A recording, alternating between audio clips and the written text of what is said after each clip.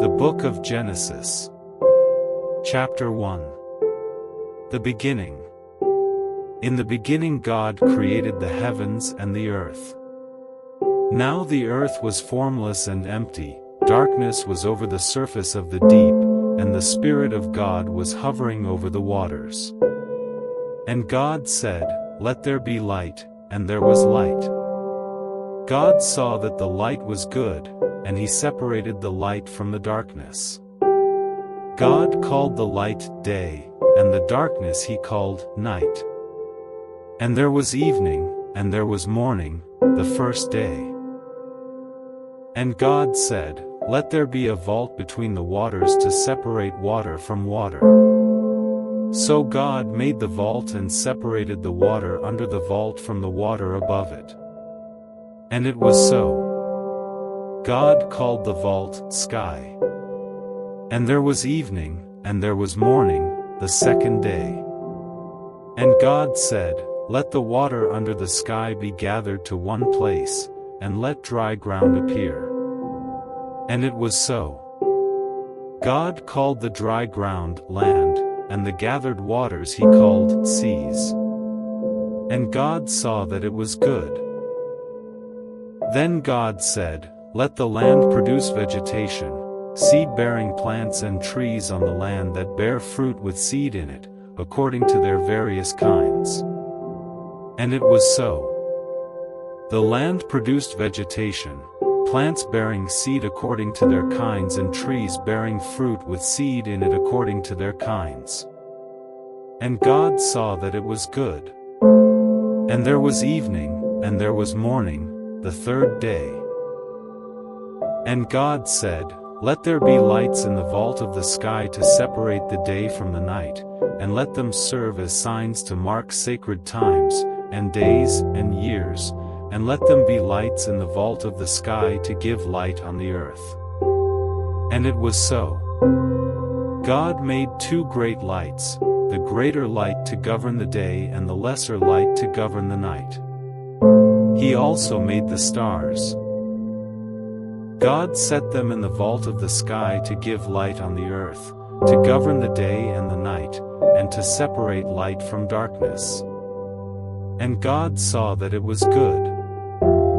And there was evening, and there was morning, the fourth day. And God said, "Let the water teem with living creatures, and let birds fly above the earth across the vault of the sky." So God created the great creatures of the sea and every living thing with which the water teems and that moves about in it, according to their kinds, and every winged bird according to its kind. And God saw that it was good. God blessed them and said, "Be fruitful and increase in number and fill the water in the seas, and let the birds increase on the earth."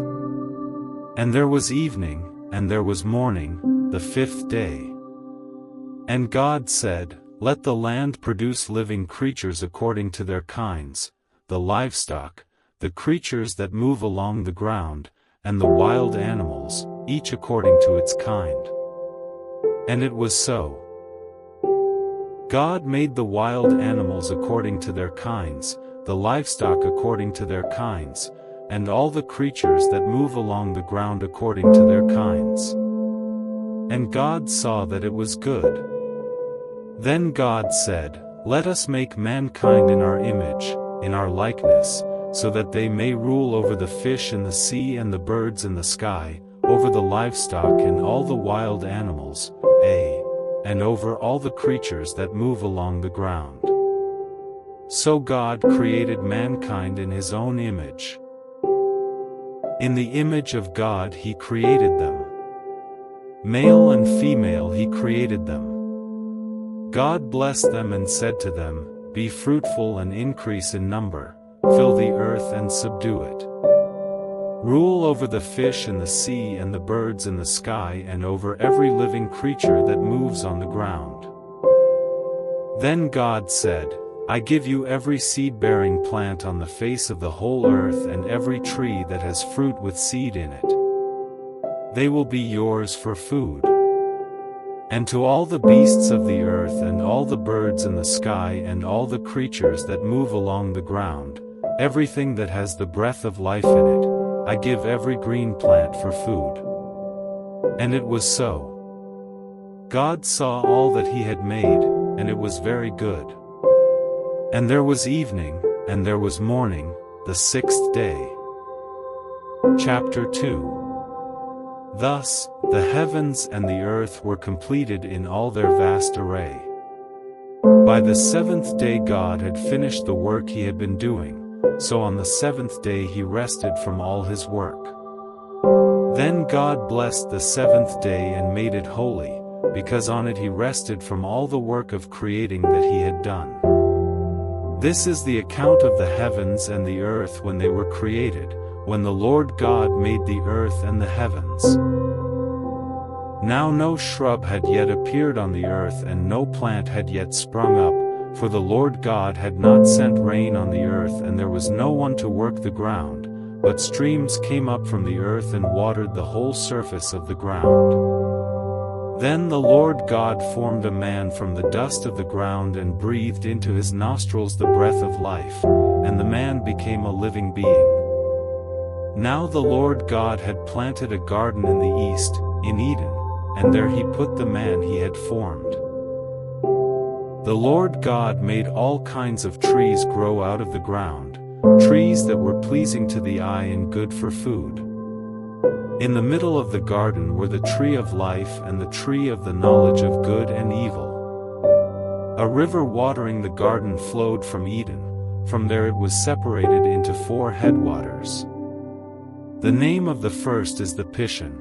It winds through the entire land of Havilah, where there is gold. The gold of that land is good, aromatic resin and onyx are also there. The name of the second river is the Gihon. It winds through the entire land of Cush. The name of the third river is the Tigris.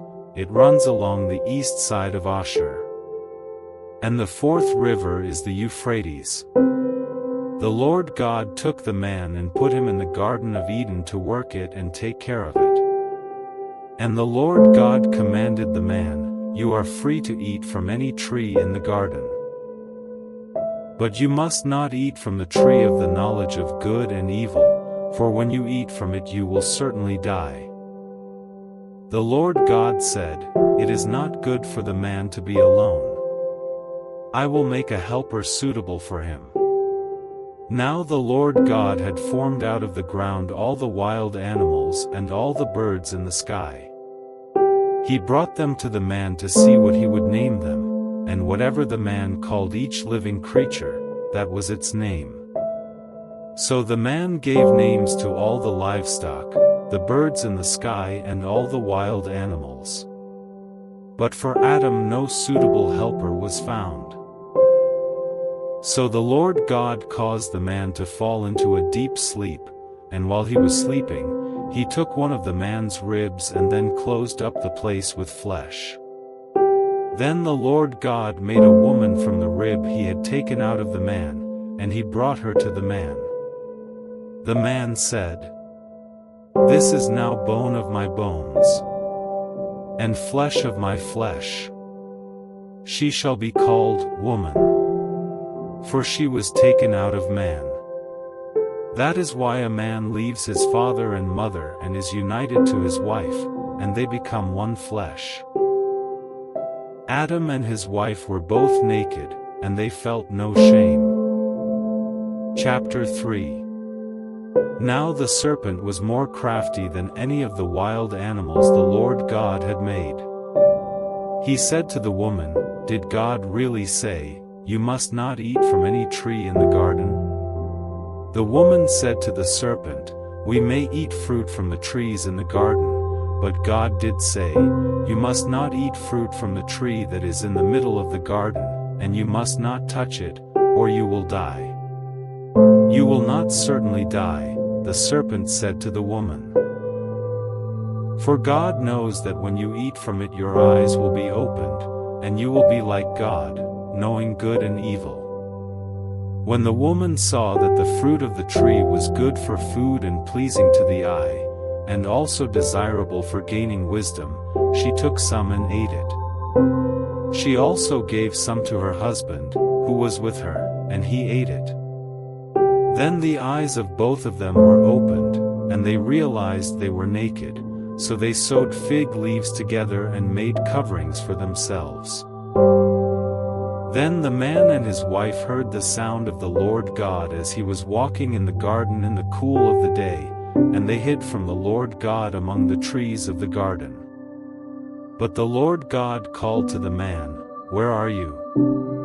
He answered, "I heard you in the garden, and I was afraid because I was naked, so I hid." And he said, "Who told you that you were naked? Have you eaten from the tree that I commanded you not to eat from?" The man said, "The woman you put here with me. She gave me some fruit from the tree, and I ate it." Then the Lord God said to the woman, "What is this you have done?" The woman said, "The serpent deceived me, and I ate." So the Lord God said to the serpent, "Because you have done this, cursed are you above all livestock and all wild animals. You will crawl on your belly, and you will eat dust all the days of your life. And I will put enmity between you and the woman, and between your offspring, and hers. He will crush your head, and you will strike his heel." To the woman he said, "I will make your pains in childbearing very severe. With painful labor you will give birth to children. Your desire will be for your husband, and he will rule over you." To Adam he said, "Because you listened to your wife and ate fruit from the tree about which I commanded you, you must not eat from it. Cursed is the ground because of you. Through painful toil you will eat food from it all the days of your life. It will produce thorns and thistles for you, and you will eat the plants of the field. By the sweat of your brow you will eat your food, until you return to the ground, since from it you were taken. For dust you are, and to dust you will return." Adam named his wife Eve, because she would become the mother of all the living. The Lord God made garments of skin for Adam and his wife and clothed them. And the Lord God said, "The man has now become like one of us, knowing good and evil. He must not be allowed to reach out his hand and take also from the tree of life and eat, and live forever." So the Lord God banished him from the Garden of Eden to work the ground from which he had been taken. After he drove the man out, he placed on the east side of the Garden of Eden cherubim and a flaming sword flashing back and forth to guard the way to the tree of life. Chapter 4. Adam made love to his wife Eve, and she became pregnant and gave birth to Cain. She said, "With the help of the Lord I have brought forth a man."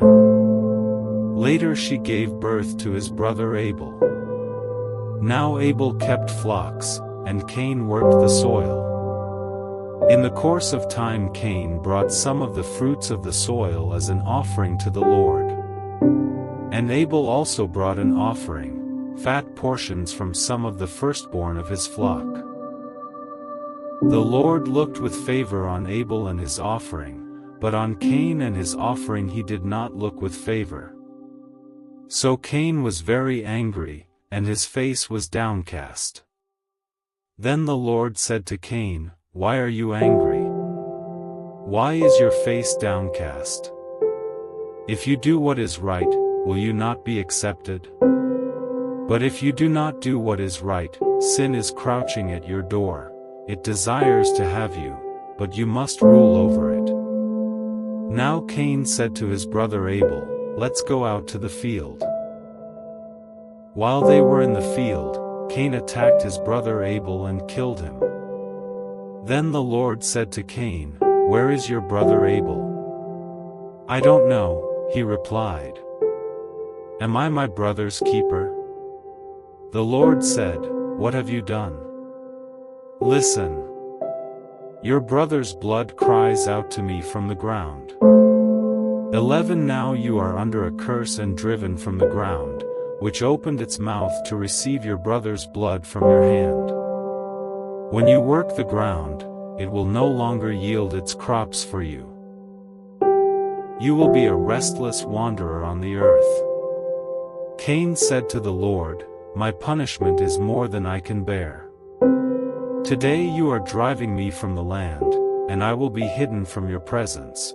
I will be a restless wanderer on the earth, and whoever finds me will kill me." But the Lord said to him, "Not so. Anyone who kills Cain will suffer vengeance 7 times over." Then the Lord put a mark on Cain so that no one who found him would kill him. So Cain went out from the Lord's presence and lived in the land of Nod, east of Eden. Cain made love to his wife, and she became pregnant and gave birth to Enoch. Cain was then building a city, and he named it after his son Enoch. To Enoch was born Irad, and Irad was the father of Mehujael, and Mehujael was the father of Methuselah, and Methuselah was the father of Lamech. Lamech married 2 women, one named Adah and the other Zillah. Adah gave birth to Jabal. He was the father of those who live in tents and raise livestock. His brother's name was Jubal. He was the father of all who play stringed instruments and pipes. Zillah also had a son, Tubal-Cain, who forged all kinds of tools out of bronze and iron. Tubal-Cain's sister was Naamah. Lamech said to his wives, "Adah and Zillah, listen to me. Wives of Lamech, hear my words. I have killed a man for wounding me, a young man for injuring me. If Cain is avenged 7 times, then Lamech 77 times. Adam made love to his wife again, and she gave birth to a son and named him Seth, saying, God has granted me another child in place of Abel, since Cain killed him. Seth also had a son, and he named him Enosh. At that time people began to call on the name of the Lord. Chapter 5. This is the written account of Adam's family line. When God created mankind, he made them in the likeness of God. He created them male and female and blessed them. And he named them mankind when they were created. When Adam had lived 130 years, he had a son in his own likeness, in his own image, and he named him Seth. After Seth was born, Adam lived 800 years and had other sons and daughters. Altogether, Adam lived a total of 930 years, and then he died. When Seth had lived 105 years, he became the father of Enosh. After he became the father of Enosh, Seth lived 807 years and had other sons and daughters. Altogether, Seth lived a total of 912 years, and then he died. When Enosh had lived 90 years, he became the father of Kenan. After he became the father of Kenan, Enosh lived 815 years and had other sons and daughters.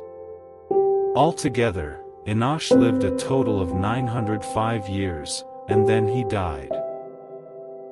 When Kenan had lived 70 years, he became the father of Mahalalel. After he became the father of Mahalalel, Kenan lived 840 years and had other sons and daughters. Altogether, Kenan lived a total of 910 years, and then he died. When Mahalalel had lived 65 years, he became the father of Jared. After he became the father of Jared, Mahalalel lived 830 years and had other sons and daughters. Altogether, Mahalalel lived a total of 895 years, and then he died. When Jared had lived 162 years, he became the father of Enoch. After he became the father of Enoch, Jared lived 800 years and had other sons and daughters. Altogether, Jared lived a total of 962 years, and then he died. When Enoch had lived 65 years, he became the father of Methuselah. After he became the father of Methuselah, Enoch walked faithfully with God 300 years and had other sons and daughters. Altogether, Enoch lived a total of 365 years. 24 Enoch walked faithfully with God. Then he was no more, because God took him away. When Methuselah had lived 187 years, he became the father of Lamech. After he became the father of Lamech, Methuselah lived 782 years and had other sons and daughters. Altogether, Methuselah lived a total of 969 years, and then he died. When Lamech had lived 182 years, he had a son. He named him Noah and said, "He will comfort us in the labor and painful toil of our hands caused by the ground the Lord has cursed." After Noah was born, Lamech lived 595 years and had other sons and daughters. Altogether, Lamech lived a total of 777 years, and then he died. After Noah was 500 years old, he became the father of Shem, Ham and Japheth. Chapter 6. When human beings began to increase in number on the earth and daughters were born to them, the sons of God saw that the daughters of humans were beautiful, and they married any of them they chose. Then the Lord said, "My spirit will not contend with humans forever, for they are mortal, their days will be 120 years. The Nephilim were on the earth in those days, and also afterward, when the sons of God went to the daughters of humans and had children by them. They were the heroes of old, men of renown. The Lord saw how great the wickedness of the human race had become on the earth, and that every inclination of the thoughts of the human heart was only evil all the time. The Lord regretted that he had made human beings on the earth, and his heart was deeply troubled. So the Lord said, I will wipe from the face of the earth the human race I have created, and with them the animals, the birds, and the creatures that move along the ground. For I regret that I have made them. But Noah found favor in the eyes of the Lord. This is the account of Noah and his family. Noah was a righteous man, blameless among the people of his time, and he walked faithfully with God. Noah had 3 sons, Shem, Ham and Japheth. Now the earth was corrupt in God's sight and was full of violence. God saw how corrupt the earth had become, for all the people on earth had corrupted their ways. So God said to Noah, I am going to put an end to all people, for the earth is filled with violence because of them. I am surely going to destroy both them and the earth. So make yourself an ark of cypress wood, make rooms in it and coat it with pitch inside and out. This is how you are to build it. The ark is to be 300 cubits long, 50 cubits wide and 30 cubits high. Make a roof for it, leaving below the roof an opening 1 cubit high all around. Put a door in the side of the ark and make lower, middle, and upper decks. I am going to bring floodwaters on the earth to destroy all life under the heavens, every creature that has the breath of life in it. Everything on earth will perish. But I will establish my covenant with you, and you will enter the ark, you and your sons and your wife and your sons' wives with you. You are to bring into the ark 2 of all living creatures, male and female, to keep them alive with you. 2 of every kind of bird, of every kind of animal and of every kind of creature that moves along the ground will come to you to be kept alive. You are to take every kind of food that is to be eaten and store it away as food for you and for them. Noah did everything just as God commanded him. Chapter 7. The Lord then said to Noah, "Go into the ark, you and your whole family, because I have found you righteous in this generation. Take with you 7 pairs of every kind of clean animal, a male and its mate, and 1 pair of every kind of unclean animal, a male and its mate, and also 7 pairs of every kind of bird, male and female, to keep their various kinds alive throughout the earth. 7 days from now I will send rain on the earth for 40 days and 40 nights, and I will wipe from the face of the earth every living creature I have made." And Noah did all that the Lord commanded him. Noah was 600 years old when the floodwaters came on the earth. And Noah and his sons and his wife and his sons' wives entered the ark to escape the waters of the flood. Pairs of clean and unclean animals, of birds, and of all creatures that move along the ground, male and female, came to Noah and entered the ark, as God had commanded Noah. And after the 7 days the floodwaters came on the earth. In the 600th year of Noah's life, on the 17th day of the 2nd month, on that day all the springs of the great deep burst forth, and the floodgates of the heavens were opened. And rain fell on the earth 40 days and 40 nights. On that very day Noah and his sons, Shem, Ham and Japheth, together with his wife and the wives of his 3 sons, entered the ark. They had with them every wild animal according to its kind, all livestock according to their kinds, every creature that moves along the ground according to its kind, and every bird according to its kind, everything with wings. Pairs of all creatures that have the breath of life in them came to Noah and entered the ark. The animals going in were male and female of every living thing, as God had commanded Noah. Then the Lord shut him in. For 40 days the flood kept coming on the earth, and as the waters increased they lifted the ark high above the earth. The waters rose and increased greatly on the earth, and the ark floated on the surface of the water. They rose greatly on the earth, and all the high mountains under the entire heavens were covered.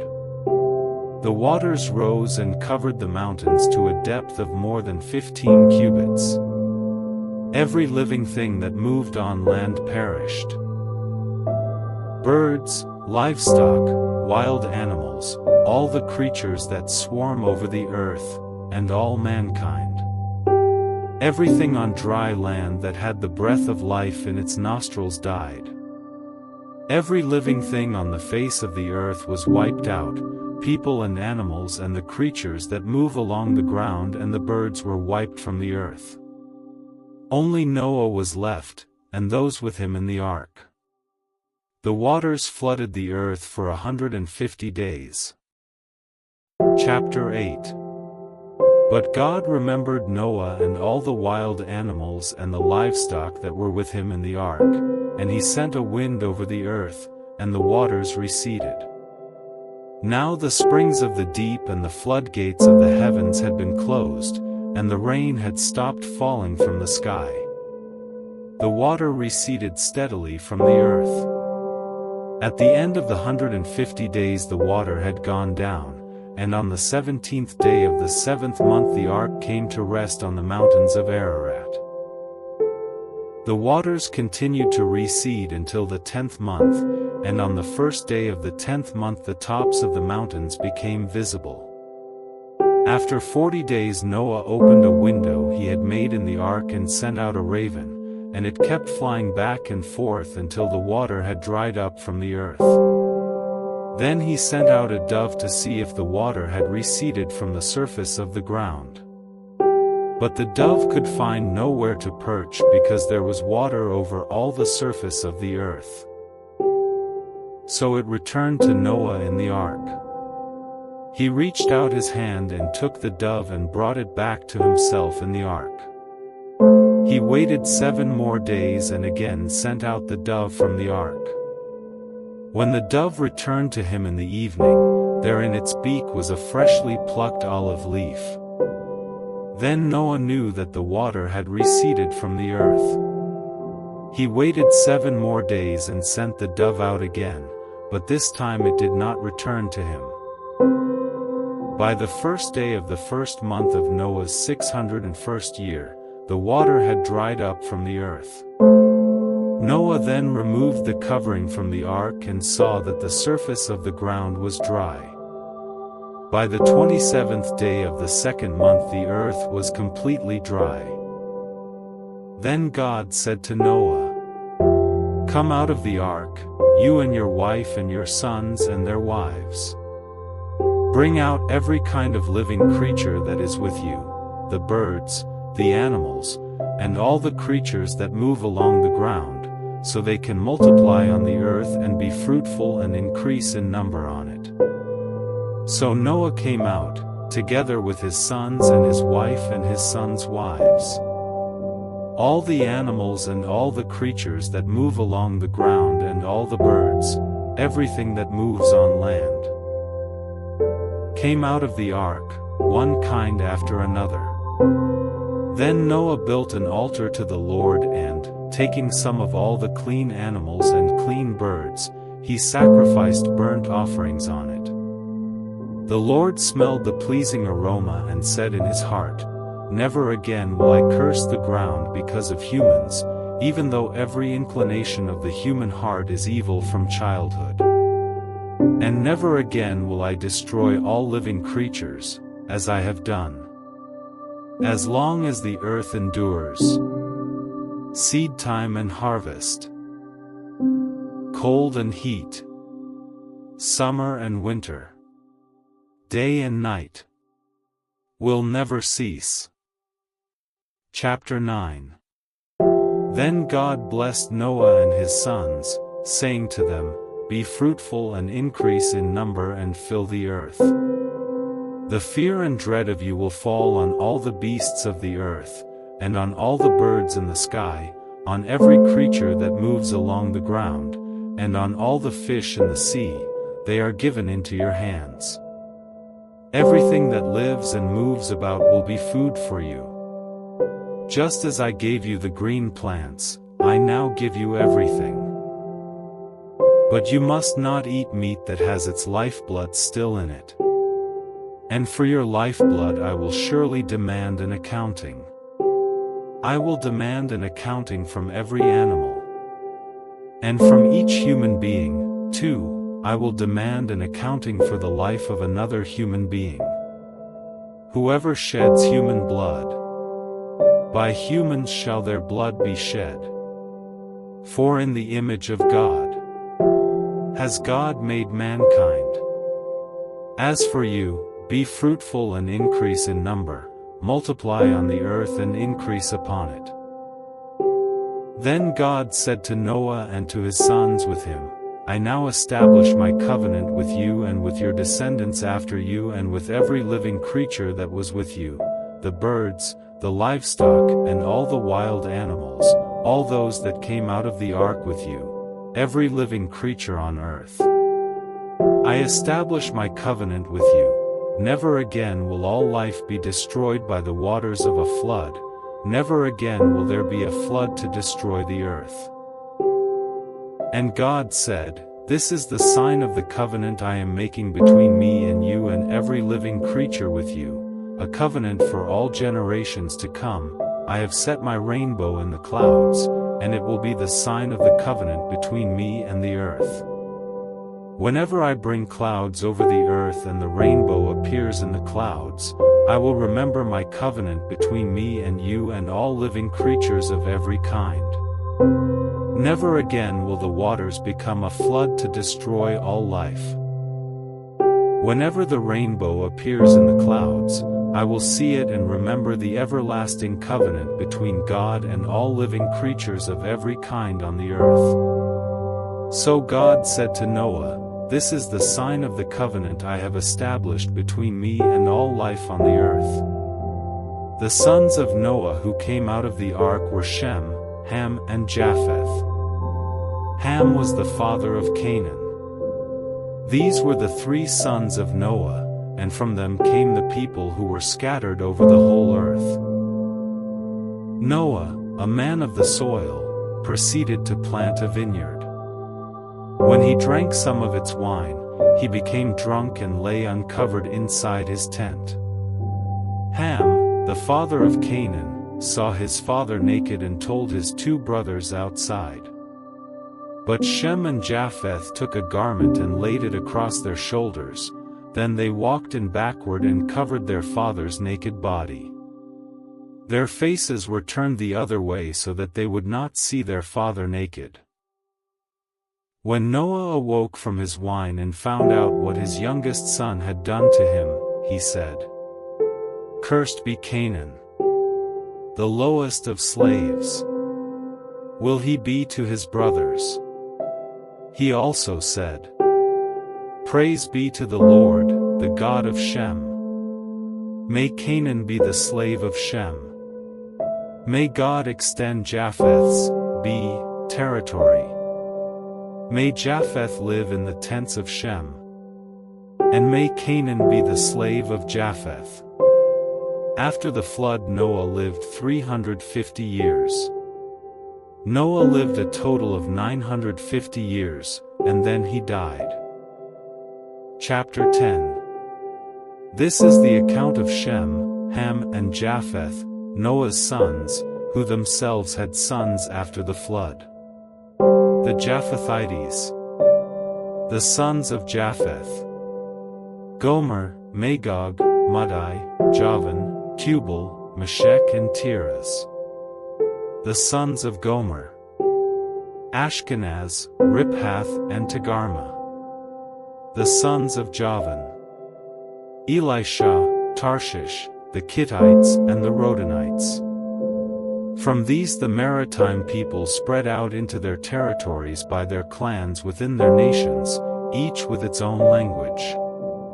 The Hamites. The sons of Ham: Cush, Egypt, Put and Canaan. The sons of Cush: Seba, Havilah, Sabta, Rama and Sabteka. The sons of Rama: Sheba and Dedan. Cush was the father of Nimrod, who became a mighty warrior on the earth. He was a mighty hunter before the Lord, that is why it is said, like Nimrod, a mighty hunter before the Lord. The first centers of his kingdom were Babylon, Uruk, Akkad and Calneh, in Shinar.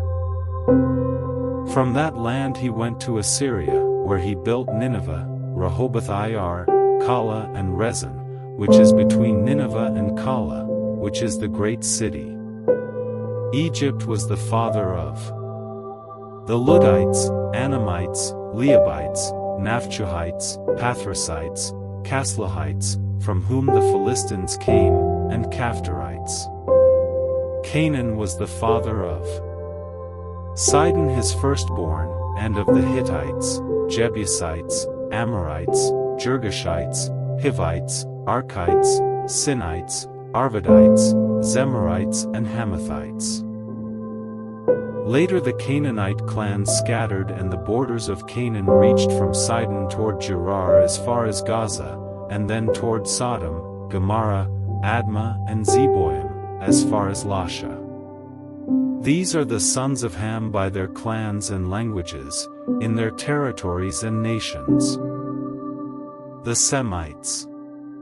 Sons were also born to Shem, whose older brother was Japheth. Shem was the ancestor of all the sons of Eber. The sons of Shem: Elam, Ashur, Arphaxad, Lud and Aram. The sons of Aram: Uzi, Hul, Gether and Meshech. Arphaxad was the father of Shelah, and Shelah the father of Eber. 2 sons were born to Eber. One was named Peleg, because in his time the earth was divided. His brother was named Joktan. Joktan was the father of Almadad, Shalef, Hazarmaveth, Jerah, Hadaram, Uzal, Dikla, Obal, Abimael, Sheba, Ophir, Havilah and Jobab. All these were sons of Joktan. The region where they lived stretched from Mesha toward Sephar, in the eastern hill country. These are the sons of Shem by their clans and languages, in their territories and nations. These are the clans of Noah's sons, according to their lines of descent, within their nations. From these the nations spread out over the earth after the flood. Chapter 11. The Tower of Babel. Now the whole world had one language and a common speech. As people moved eastward, they found a plain in Shinar and settled there. They said to each other, "Come, let's make bricks and bake them thoroughly." They used brick instead of stone, and tar for mortar. Then they said, "Come, let us build ourselves a city, with a tower that reaches to the heavens, so that we may make a name for ourselves, otherwise we will be scattered over the face of the whole earth." But the Lord came down to see the city and the tower the people were building.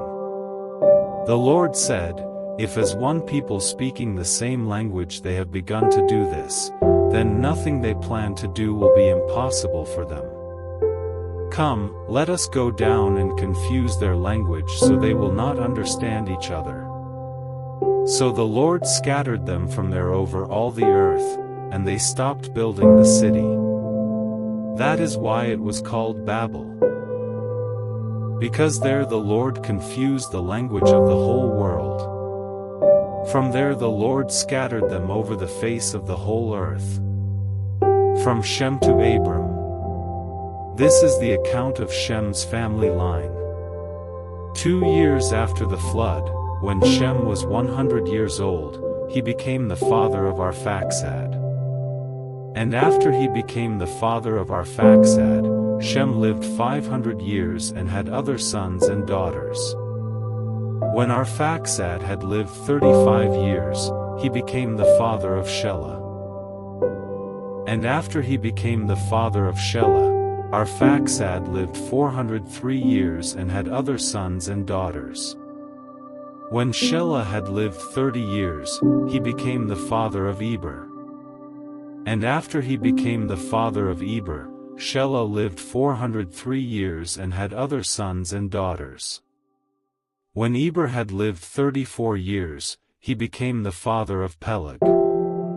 And after he became the father of Peleg, Eber lived 430 years and had other sons and daughters. When Peleg had lived 30 years, he became the father of Reu. And after he became the father of Reu, Peleg lived 209 years and had other sons and daughters. When Reu had lived 32 years, he became the father of Serug. And after he became the father of Serug, Reu lived 207 years and had other sons and daughters. When Serug had lived 30 years, he became the father of Nahor. And after he became the father of Nahor, Serug lived 200 years and had other sons and daughters. When Nahor had lived 29 years, he became the father of Terah. And after he became the father of Terah, Nahor lived 119 years and had other sons and daughters. After Terah had lived 70 years, he became the father of Abram, Nahor and Haran. Abram's family. This is the account of Terah's family line. Terah became the father of Abram, Nahor and Haran. And Haran became the father of Lot. While his father Terah was still alive, Haran died in Ur of the Chaldeans, in the land of his birth. Abram and Nahor both married. The name of Abram's wife was Sarai, and the name of Nahor's wife was Milcah. She was the daughter of Haran, the father of both Milcah and Iscah. Now Sarai was childless because she was not able to conceive. Terah took his son Abram, his grandson Lot son of Haran, and his daughter-in-law Sarai, the wife of his son Abram, and together they set out from Ur of the Chaldeans to go to Canaan. But when they came to Haran, they settled there. Terah lived 205 years, and he died in Haran. Chapter 12. The Call of Abram. The Lord had said to Abram, "Go from your country, your people and your father's household to the land I will show you. I will make you into a great nation. And I will bless you. I will make your name great. And you will be a blessing. I will bless those who bless you. And whoever curses you I will curse. And all peoples on earth will be blessed through you." So Abram went, as the Lord had told him, and Lot went with him. Abram was 75 years old when he set out from Haran. He took his wife Sarai, his nephew Lot, all the possessions they had accumulated and the people they had acquired in Haran, and they set out for the land of Canaan, and they arrived there. Abram traveled through the land as far as the site of the great tree of More at Shechem. At that time the Canaanites were in the land. The Lord appeared to Abram and said, "To your offspring I will give this land." So he built an altar there to the Lord, who had appeared to him. From there he went on toward the hills east of Bethel and pitched his tent, with Bethel on the west and Ai on the east. There he built an altar to the Lord and called on the name of the Lord. Then Abram set out and continued toward the Negev. Now there was a famine in the land, and Abram went down to Egypt to live there for a while because the famine was severe. As he was about to enter Egypt, he said to his wife Sarai, "I know what a beautiful woman you are. When the Egyptians see you, they will say, 'This is his wife.' Then they will kill me but will let you live. Say you are my sister, so that I will be treated well for your sake and my life will be spared because of you." When Abram came to Egypt, the Egyptians saw that Sarai was a very beautiful woman. And when Pharaoh's officials saw her, they praised her to Pharaoh, and she was taken into his palace. He treated Abram well for her sake, and Abram acquired sheep and cattle, male and female donkeys, male and female servants, and camels. But the Lord inflicted serious diseases on Pharaoh and his household because of Abram's wife Sarai. So Pharaoh summoned Abram. "What have you done to me?" he said. "Why didn't you tell me she was your wife? Why did you say, 'She is my sister,' so that I took her to be my wife? Now then, here is your wife. Take her and go." Then Pharaoh gave orders about Abram to his men, and they sent him on his way, with his wife and everything he had. Chapter 13. Abram and Lot separate. So Abram went up from Egypt to the Negev, with his wife and everything he had, and Lot went with him. Abram had become very wealthy in livestock and in silver and gold. From the Negev he went from place to place until he came to Bethel, to the place between Bethel and Ai where his tent had been earlier and where he had first built an altar. There Abram called on the name of the Lord. Now Lot, who was moving about with Abram, also had flocks and herds and tents. But the land could not support them while they stayed together, for their possessions were so great that they were not able to stay together. And quarreling arose between Abram's herders and Lot's. The Canaanites and Perizzites were also living in the land at that time. So Abram said to Lot, "Let's not have any quarreling between you and me, or between your herders and mine, for we are close relatives. Is not the whole land before you? Let's part company. If you go to the left, I'll go to the right, if you go to the right, I'll go to the left." Lot looked around and saw that the whole plain of the Jordan toward Zoar was well watered, like the garden of the Lord, like the land of Egypt. This was before the Lord destroyed Sodom and Gomorrah. So Lot chose for himself the whole plain of the Jordan and set out toward the east. The two men parted company. Abram lived in the land of Canaan, while Lot lived among the cities of the plain and pitched his tents near Sodom. Now the people of Sodom were wicked and were sinning greatly against the Lord.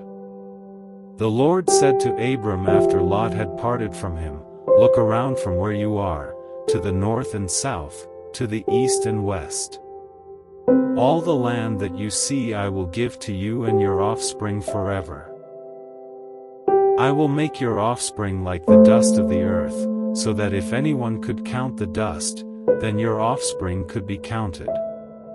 Go, walk through the length and breadth of the land, for I am giving it to you." So Abram went to live near the great trees of Mamre at Hebron, where he pitched his tents. There he built an altar to the Lord. Chapter 14. Abram rescues Lot. At the time when Amraphel was king of Shinar, Arioch king of Elasa, Chedorlaomer king of Elam and Tidal king of Goyim, these kings went to war against Bera king of Sodom, Bershah king of Gomorrah, Shernab king of Admah, Shemeber king of Zeboim, and the king of Bela, that is, Zoar. All these latter kings joined forces in the valley of Siddim, that is, the Dead Sea Valley. For 12 years they had been subject to Chedorlaomer, but in the 13th year they rebelled. In the 14th year, Chedorlaomer and the kings allied with him went out and defeated the Rephates in Ashtaroth Karnaim, the Zuzites in Ham, the Emites in Shave Kiriathaim and the Horites in the hill country of Seir, as far as El Paran near the desert. Then they turned back and went to En Mishpat, that is, Kadesh, and they conquered the whole territory of the Amalekites, as well as the Amorites who were living in Hazaz and Tamar. Then the king of Sodom, the king of Gomorrah, the king of Admah, the king of Zeboim and the king of Bela, that is, Zoar, marched out and drew up their battle lines in the valley of Siddim against Chedorlaomer king of Elam, Tidal king of Goyim, Amraphel king of Shinar and Arioch king of Elasa, for kings against 5. Now the valley of Siddim was full of tar pits, and when the kings of Sodom and Gomorrah fled, some of the men fell into them and the rest fled to the hills. The 4 kings seized all the goods of Sodom and Gomorrah and all their food, then they went away. They also carried off Abram's nephew Lot and his possessions, since he was living in Sodom. A man who had escaped came and reported this to Abram the Hebrew. Now Abram was living near the great trees of Mamre the Amorite, a brother of Eshcol and Aner, all of whom were allied with Abram. When Abram heard that his relative had been taken captive, he called out the 318 trained men born in his household and went in pursuit as far as Dan. During the night Abram divided his men to attack them and he routed them, pursuing them as far as Hobah, north of Damascus. He recovered all the goods and brought back his relative Lot and his possessions, together with the women and the other people. After Abram returned from defeating Chedorlaomer and the kings allied with him, the king of Sodom came out to meet him in the valley of Shave, that is, the king's valley. Then Melchizedek king of Salem brought out bread and wine.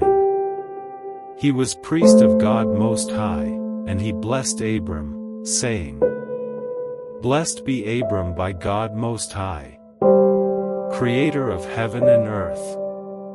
And praise be to God Most High, who delivered your enemies into your hand. Then Abram gave him 1/10 of everything. The king of Sodom said to Abram, Give me the people and keep the goods for yourself.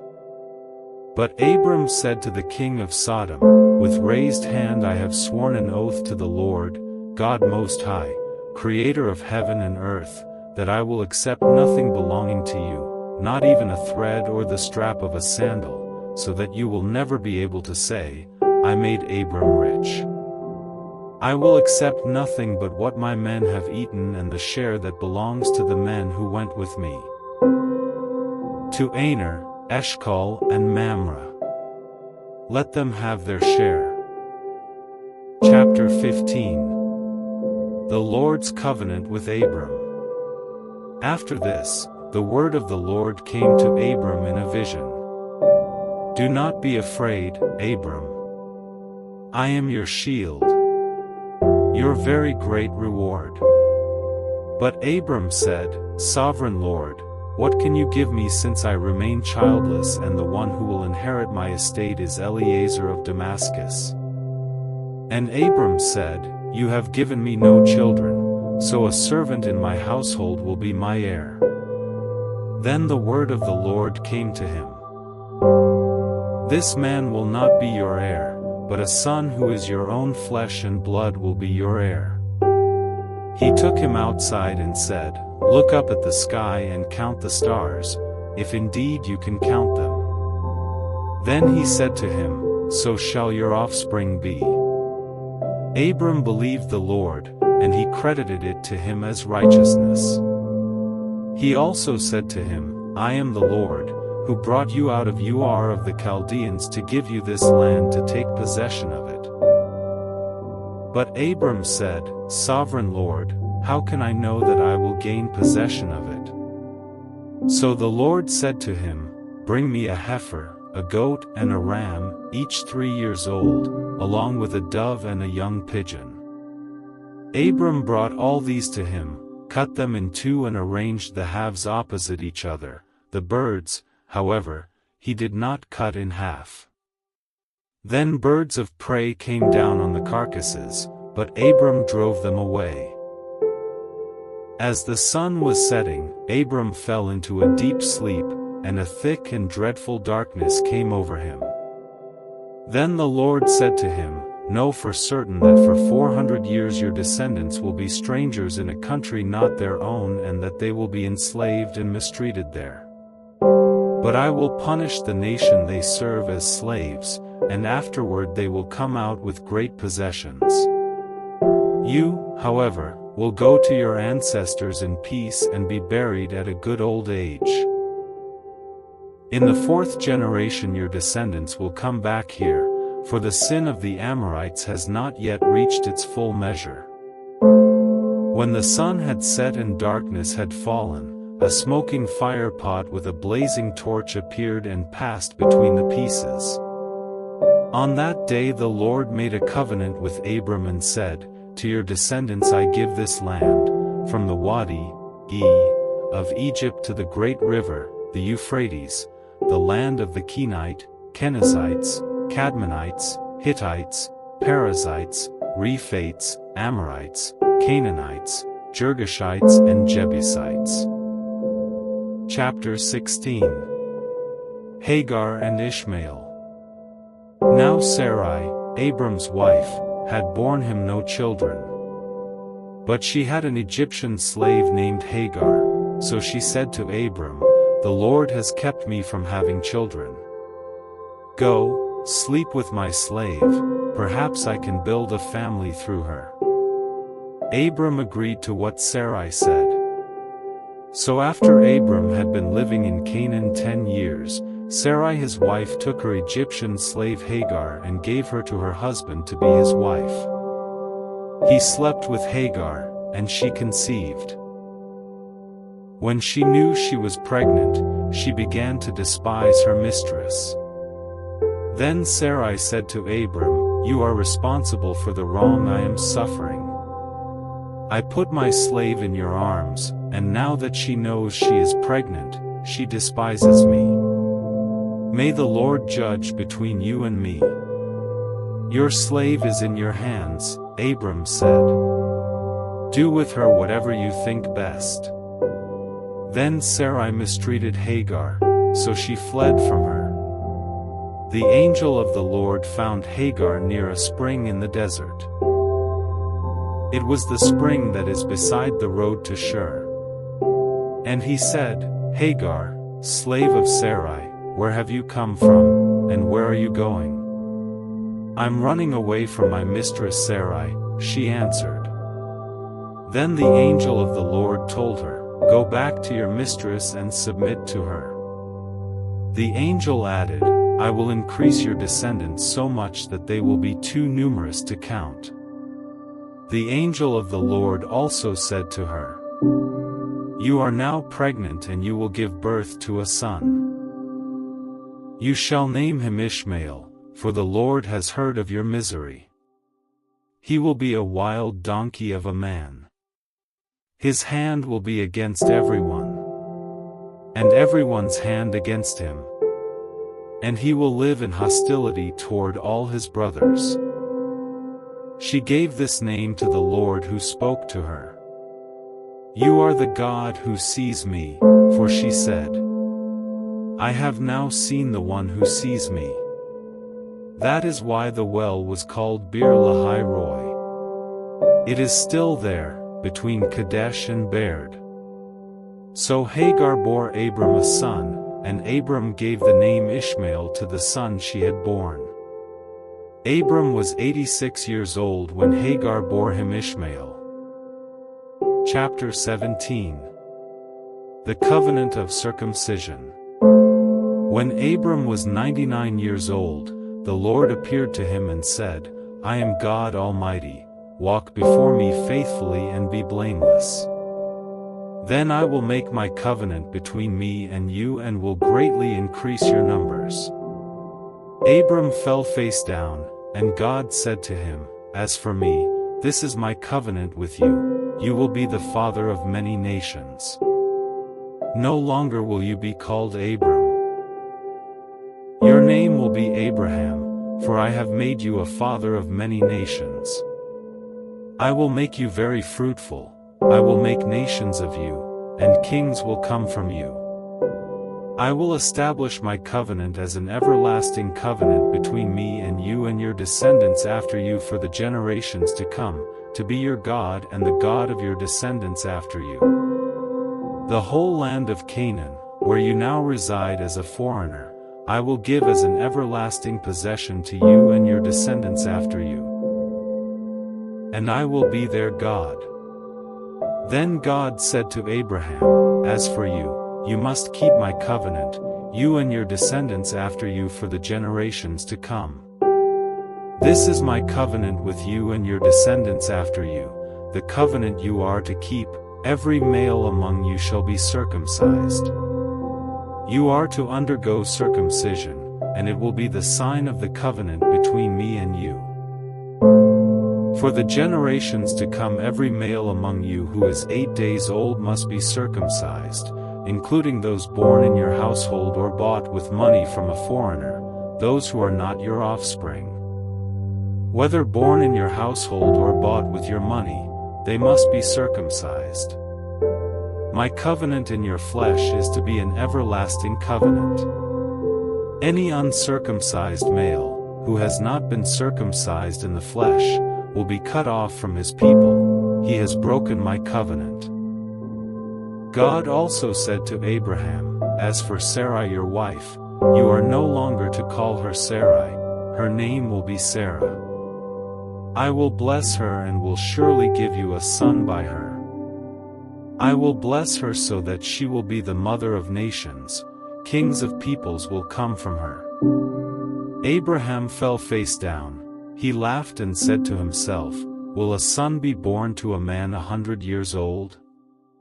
Will Sarah bear a child at the age of 90? And Abraham said to God, if only Ishmael might live under your blessing."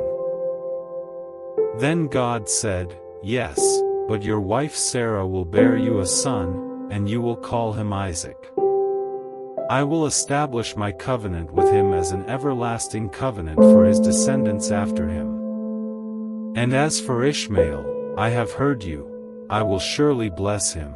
I will make him fruitful and will greatly increase his numbers.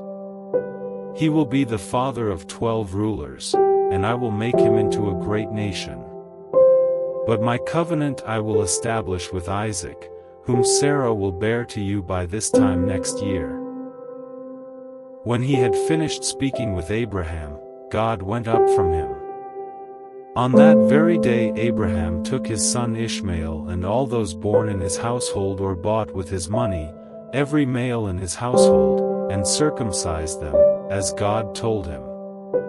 Abraham was 99 years old when he was circumcised, and his son Ishmael was 13. Abraham and his son Ishmael were both circumcised on that very day. And every male in Abraham's household, including those born in his household or bought from a foreigner, was circumcised with him. Chapter 18. The Three Visitors. The Lord appeared to Abraham near the great trees of Mamre while he was sitting at the entrance to his tent in the heat of the day. Abraham looked up and saw 3 men standing nearby. When he saw them, he hurried from the entrance of his tent to meet them and bowed low to the ground. He said, "If I have found favor in your eyes, my Lord, do not pass your servant by. Let a little water be brought, and then you may all wash your feet and rest under this tree. Let me get you something to eat, so you can be refreshed and then go on your way, now that you have come to your servant." "Very well," they answered, "do as you say." So Abraham hurried into the tent to Sarah. "Quick," he said, "get 3 seahs of the finest flour and knead it and bake some bread." Then he ran to the herd and selected a choice, tender calf and gave it to a servant, who hurried to prepare it. He then brought some curds and milk and the calf that had been prepared, and set these before them. While they ate, he stood near them under a tree. "Where is your wife Sarah?" they asked him. "There, in the tent," he said. Then one of them said, "I will surely return to you about this time next year, and Sarah your wife will have a son." Now Sarah was listening at the entrance to the tent, which was behind him. Abraham and Sarah were already very old, and Sarah was past the age of childbearing.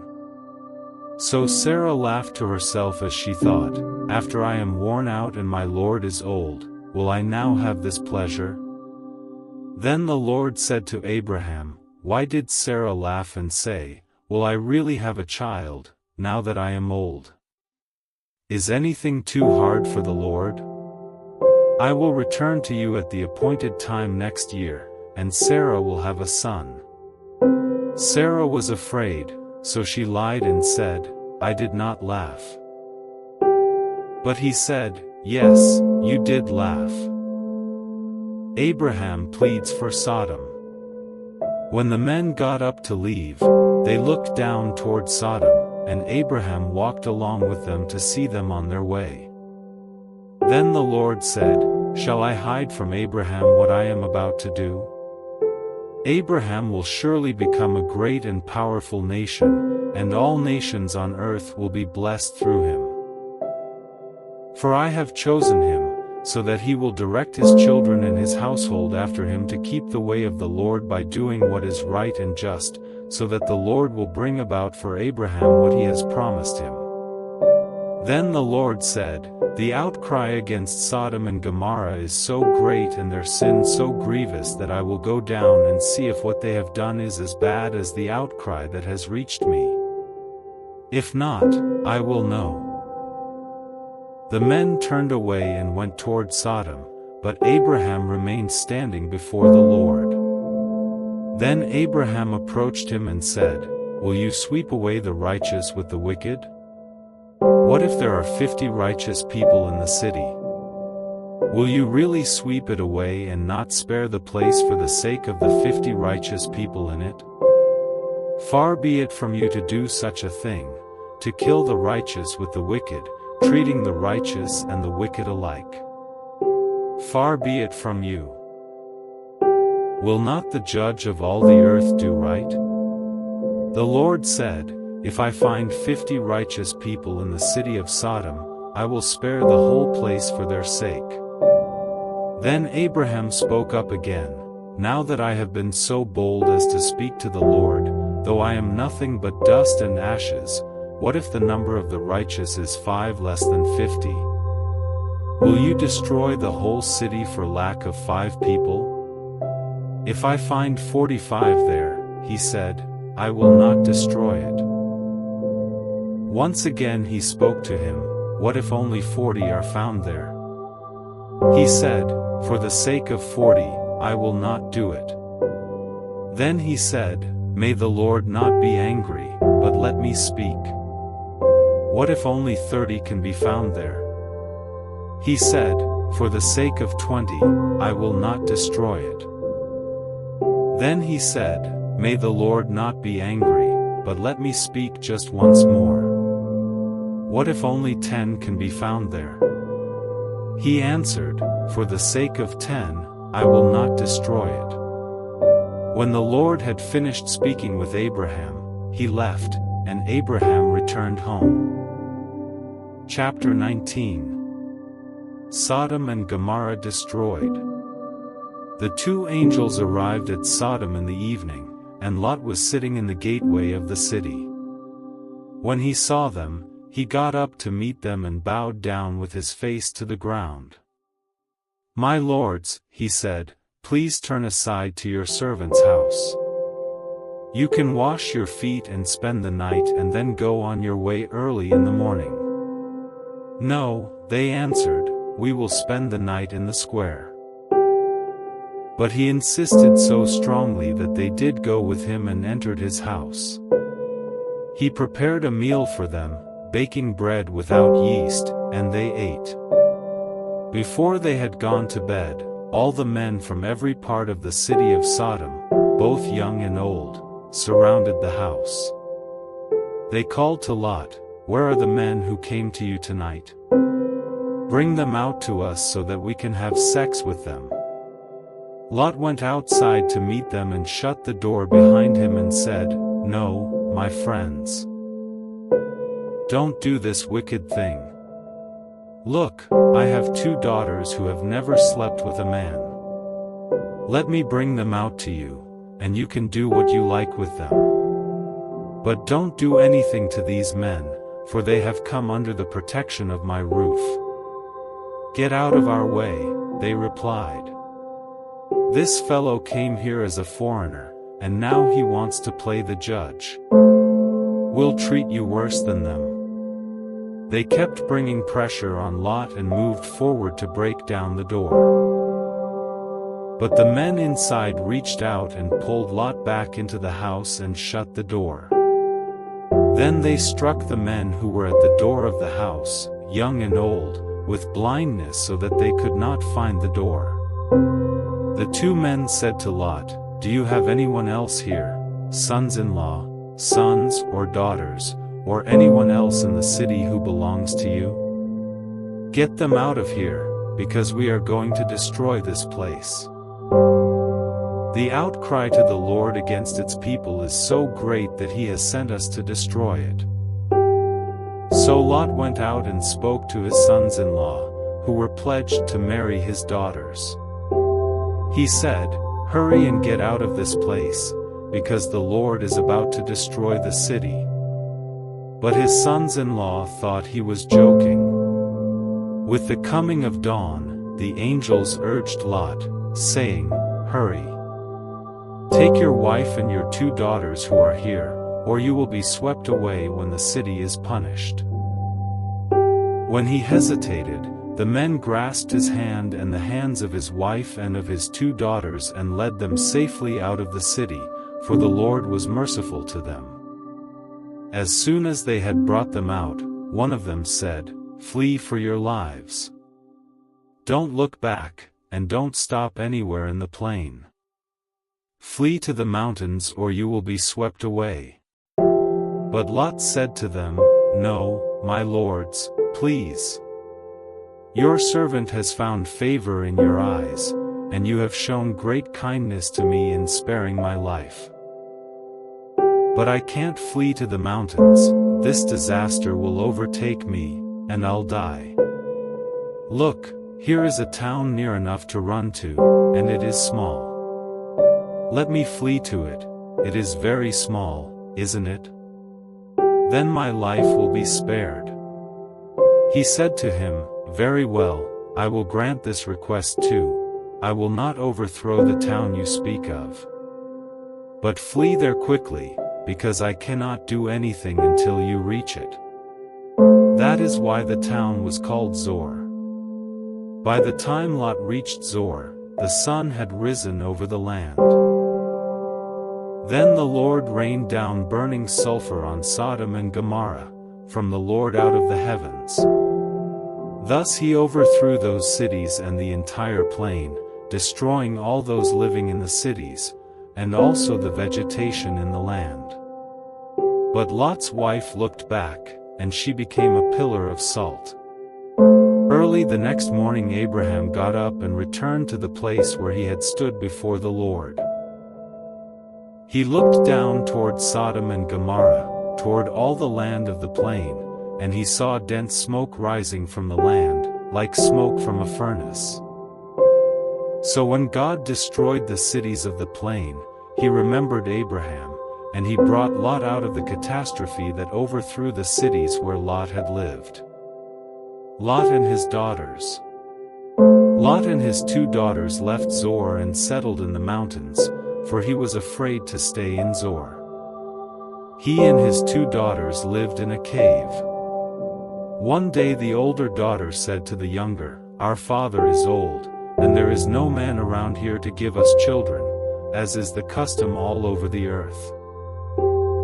Let's get our father to drink wine and then sleep with him and preserve our family line through our father." That night they got their father to drink wine, and the older daughter went in and slept with him. He was not aware of it when she lay down or when she got up. The next day the older daughter said to the younger, "Last night I slept with my father. Let's get him to drink wine again tonight, and you go in and sleep with him so we can preserve our family line through our father." So they got their father to drink wine that night also, and the younger daughter went in and slept with him. Again he was not aware of it when she lay down or when she got up. So both of Lot's daughters became pregnant by their father. The older daughter had a son, and she named him Moab. He is the father of the Moabites of today. The younger daughter also had a son, and she named him Ben-Ammi. He is the father of the Ammonites of today. Chapter 20. Abraham and Abimelech. Now Abraham moved on from there into the region of the Negev and lived between Kadesh and Shur. For a while he stayed in Gerar, and there Abraham said of his wife Sarah, "She is my sister." Then Abimelech king of Gerar sent for Sarah and took her.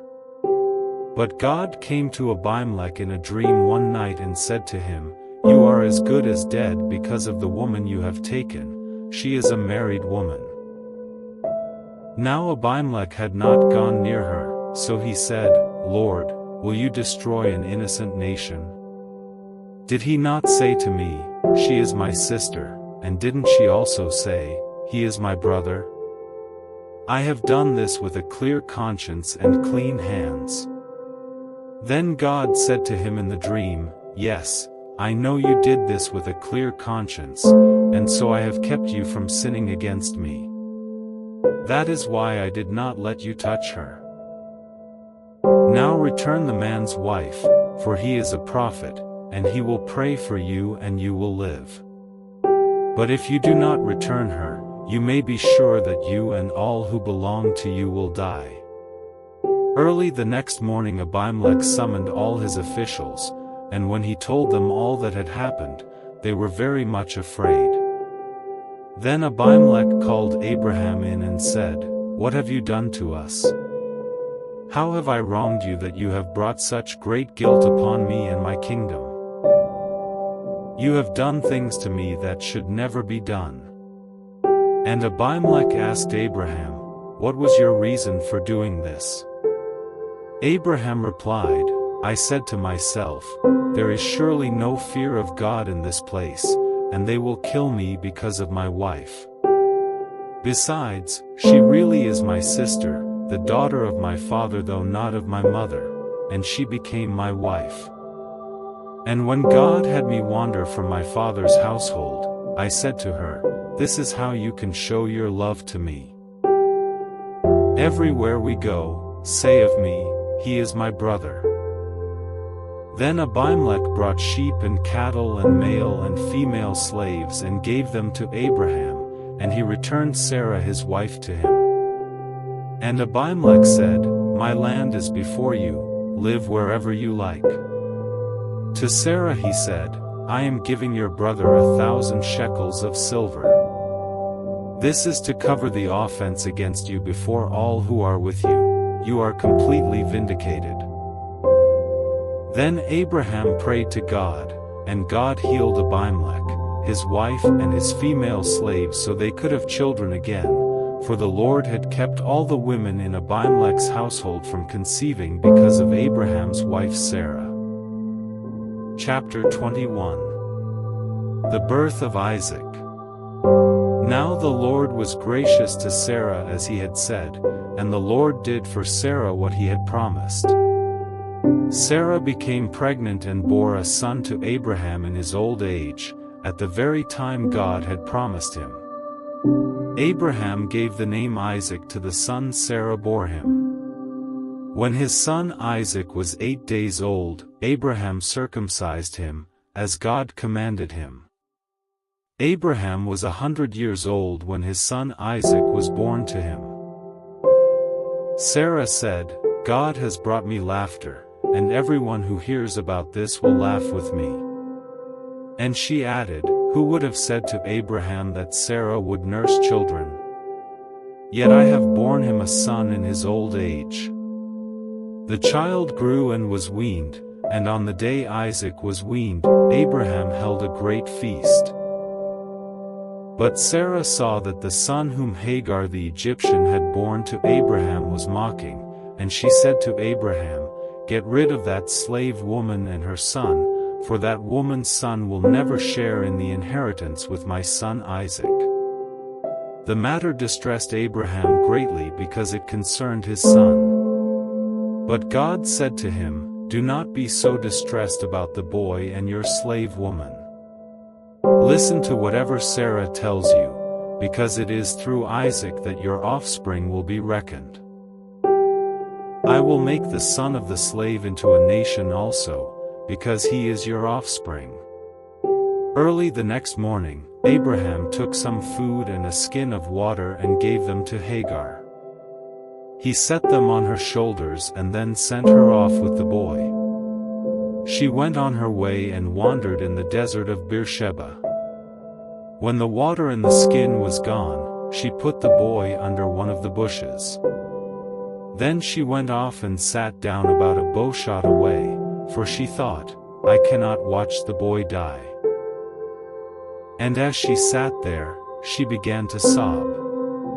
God heard the boy crying, and the angel of God called to Hagar from heaven and said to her, "What is the matter, Hagar? Do not be afraid, God has heard the boy crying as he lies there. Lift the boy up and take him by the hand, for I will make him into a great nation." Then God opened her eyes and she saw a well of water. So she went and filled the skin with water and gave the boy a drink. God was with the boy as he grew up. He lived in the desert and became an archer. While he was living in the desert of Paran, his mother got a wife for him from Egypt. At that time Abimelech and Phicol, the commander of his forces, said to Abraham, "God is with you in everything you do.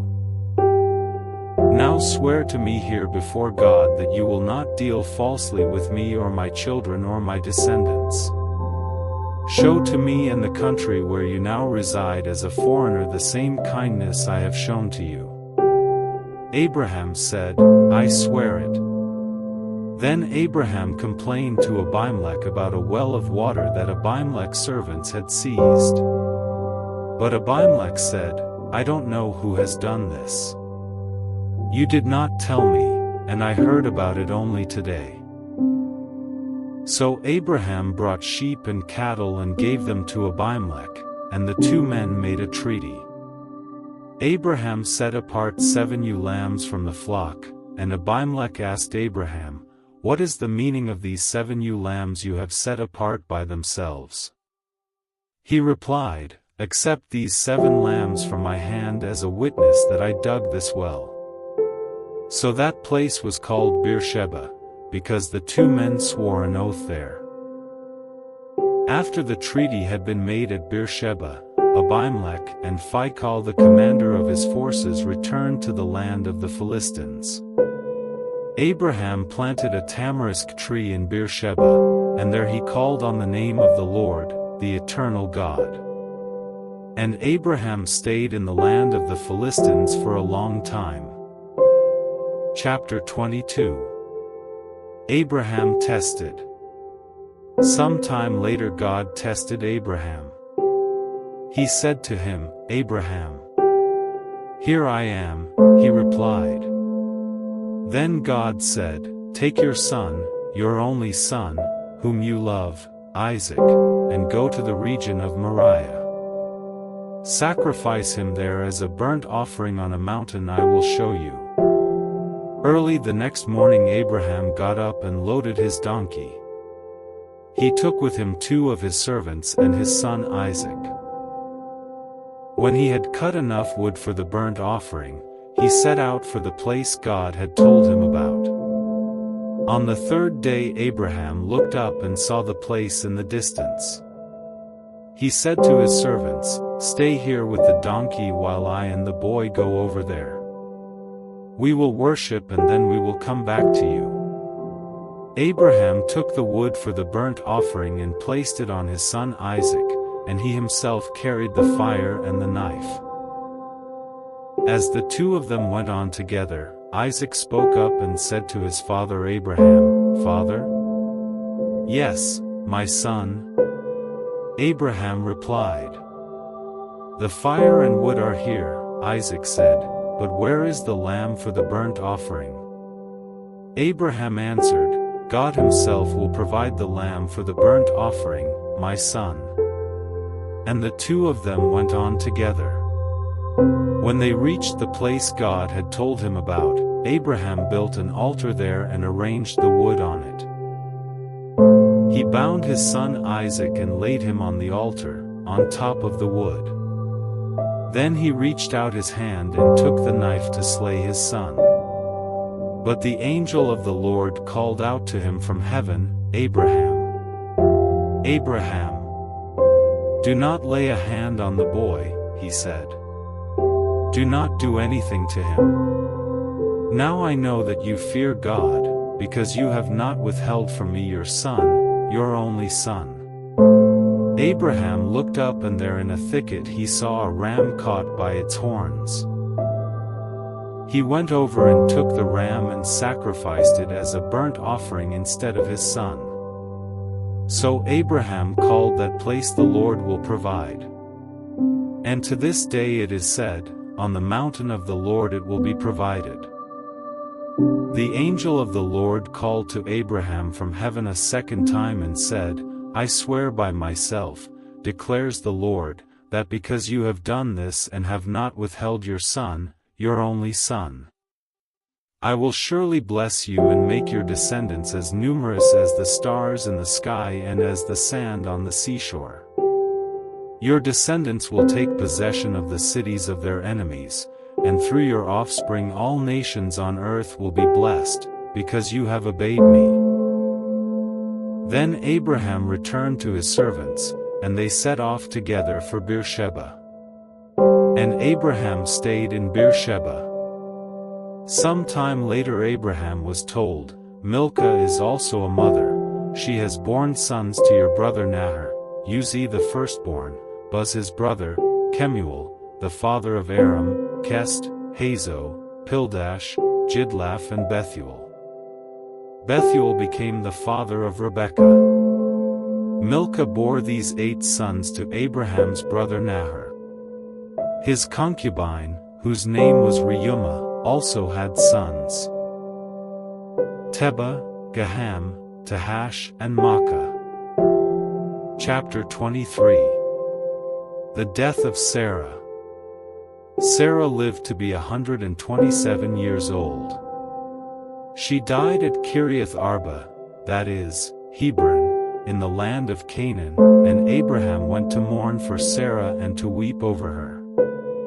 Then Abraham rose from beside his dead wife and spoke to the Hittites.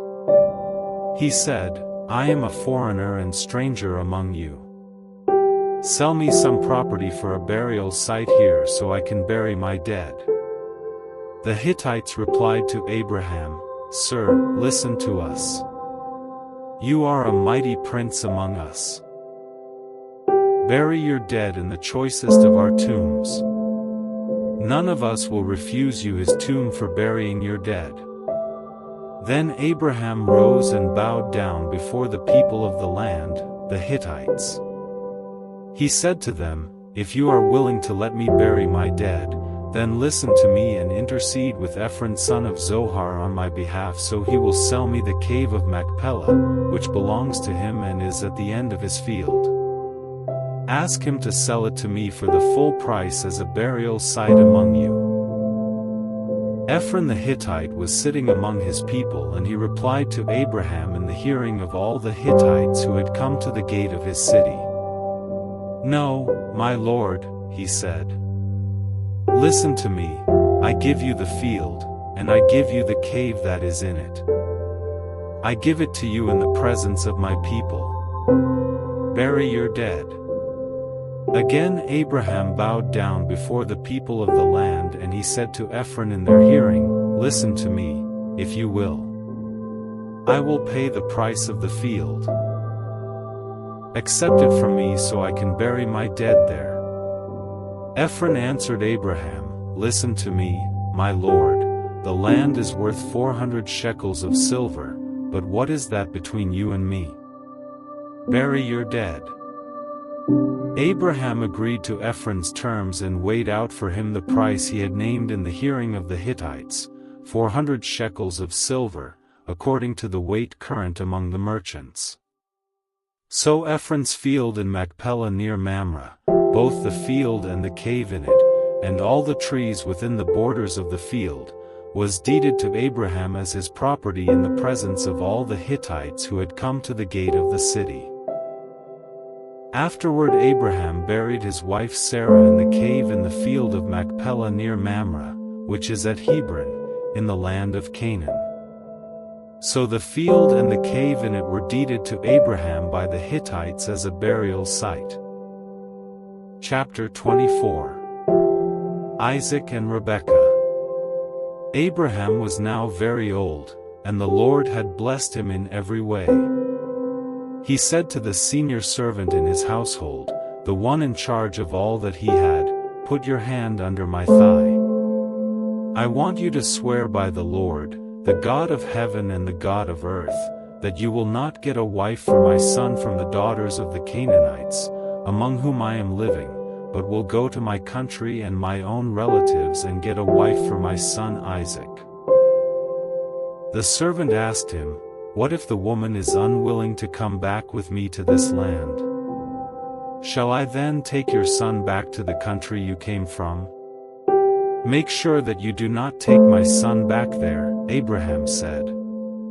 "The Lord, the God of heaven, who brought me out of my father's household and my native land and who spoke to me and promised me on oath, saying, to your offspring I will give this land, he will send his angel before you so that you can get a wife for my son from there. If the woman is unwilling to come back with you, then you will be released from this oath of mine. Only do not take my son back there." So the servant put his hand under the thigh of his master Abraham and swore an oath to him concerning this matter. Then the servant left, taking with him 10 of his master's camels loaded with all kinds of good things from his master. He set out for Aram Naharaim and made his way to the town of Nahar. He had the camels kneel down near the well outside the town. It was toward evening, the time the women go out to draw water. Then he prayed, "Lord, God of my master Abraham, make me successful today, and show kindness to my master Abraham. See, I am standing beside this spring, and the daughters of the townspeople are coming out to draw water. May it be that when I say to a young woman, 'Please let down your jar that I may have a drink,' and she says, 'Drink, and I'll water your camels too,' let her be the one you have chosen for your servant Isaac. By this I will know that you have shown kindness to my master." Before he had finished praying, Rebekah came out with her jar on her shoulder. She was the daughter of Bethuel son of Milcah, who was the wife of Abraham's brother Nahor. The woman was very beautiful, a virgin. No man had ever slept with her. She went down to the spring, filled her jar and came up again. The servant hurried to meet her and said, "Please give me a little water from your jar." "Drink, my lord," she said, and quickly lowered the jar to her hands and gave him a drink. After she had given him a drink, she said, "I'll draw water for your camels too, until they have had enough to drink." So she quickly emptied her jar into the trough, ran back to the well to draw more water, and drew enough for all his camels. Without saying a word, the man watched her closely to learn whether or not the Lord had made his journey successful. When the camels had finished drinking, the man took out a gold nose ring weighing a beka and 2 gold bracelets weighing 10 shekels. Then he asked, "Whose daughter are you? Please tell me, is there room in your father's house for us to spend the night?" She answered him, "I am the daughter of Bethuel, the son that Milcah bore to Nahor." And she added, "We have plenty of straw and fodder, as well as room for you to spend the night." Then the man bowed down and worshipped the Lord, saying, "Praise be to the Lord, the God of my master Abraham, who has not abandoned his kindness and faithfulness to my master. As for me, the Lord has led me on the journey to the house of my master's relatives." The young woman ran and told her mother's household about these things. Now Rebekah had a brother named Laban, and he hurried out to the man at the spring.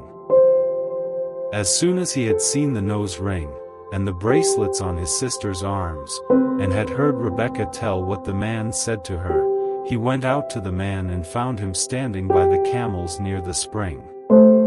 "Come, you who are blessed by the Lord," he said. "Why are you standing out here? I have prepared the house and a place for the camels." So the man went to the house, and the camels were unloaded. Straw and fodder were brought for the camels, and water for him and his men to wash their feet. Then food was set before him, but he said, "I will not eat until I have told you what I have to say." "Then tell us," Laban said. So he said, "I am Abraham's servant. The Lord has blessed my master abundantly, and he has become wealthy. He has given him sheep and cattle, silver and gold, male and female servants, and camels and donkeys. My master's wife Sarah has borne him a son in her old age, and he has given him everything he owns. And my master made me swear an oath, and said, You must not get a wife for my son from the daughters of the Canaanites, in whose land I live, but go to my father's family and to my own clan, and get a wife for my son. Then I asked my master, What if the woman will not come back with me? He replied, The Lord, before whom I have walked faithfully, will send his angel with you and make your journey a success, so that you can get a wife for my son from my own clan and from my father's family. You will be released from my oath if, when you go to my clan, they refuse to give her to you, then you will be released from my oath. When I came to the spring today, I said, Lord, God of my master Abraham, if you will, please grant success to the journey on which I have come. See, I am standing beside this spring. If a young woman comes out to draw water and I say to her, Please let me drink a little water from your jar. And if she says to me, Drink, and I'll draw water for your camels too, let her be the one the Lord has chosen for my master's son. Before I finished praying in my heart, Rebekah came out, with her jar on her shoulder. She went down to the spring and drew water, and I said to her, Please give me a drink. She quickly lowered her jar from her shoulder and said, Drink, and I'll water your camels too. So I drank, and she watered the camels also. I asked her, Whose daughter are you? She said, The daughter of Bethuel son of Nahor, whom Milcah bore to him.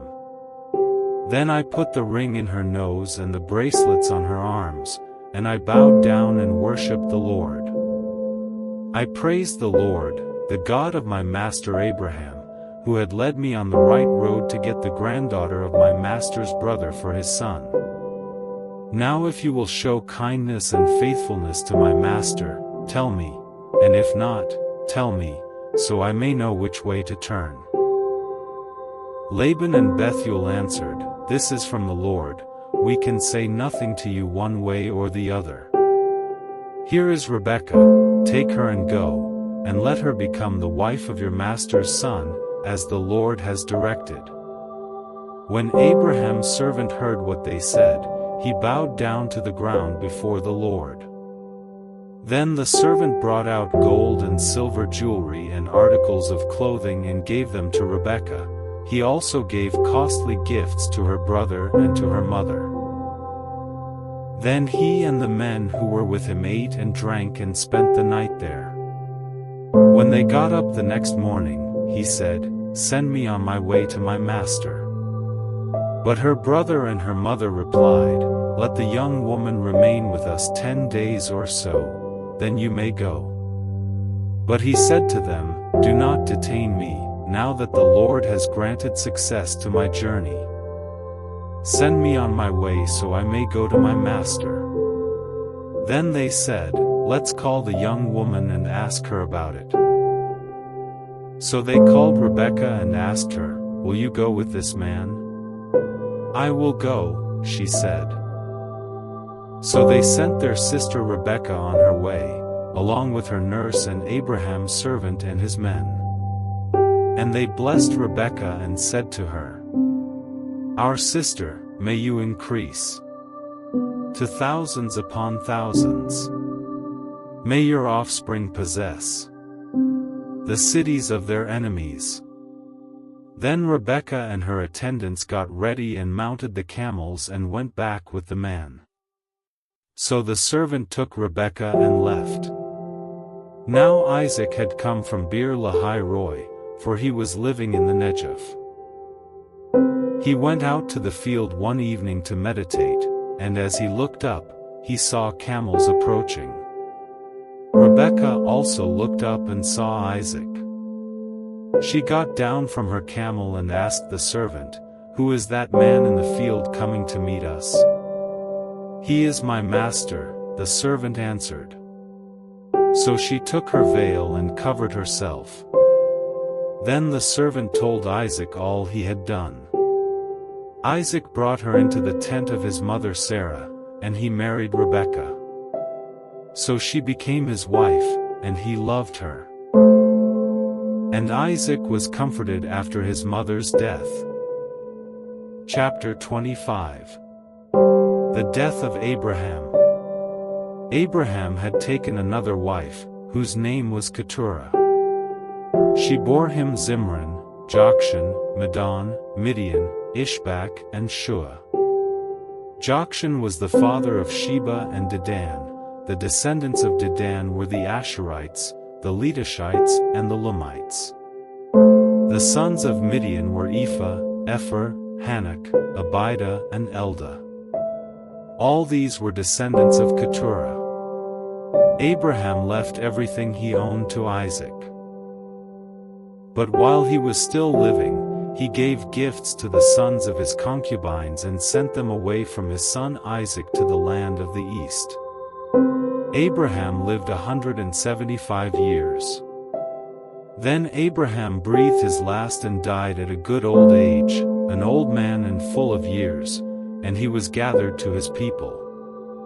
His sons Isaac and Ishmael buried him in the cave of Machpelah near Mamre, in the field of Ephron son of Zohar the Hittite, the field Abraham had bought from the Hittites.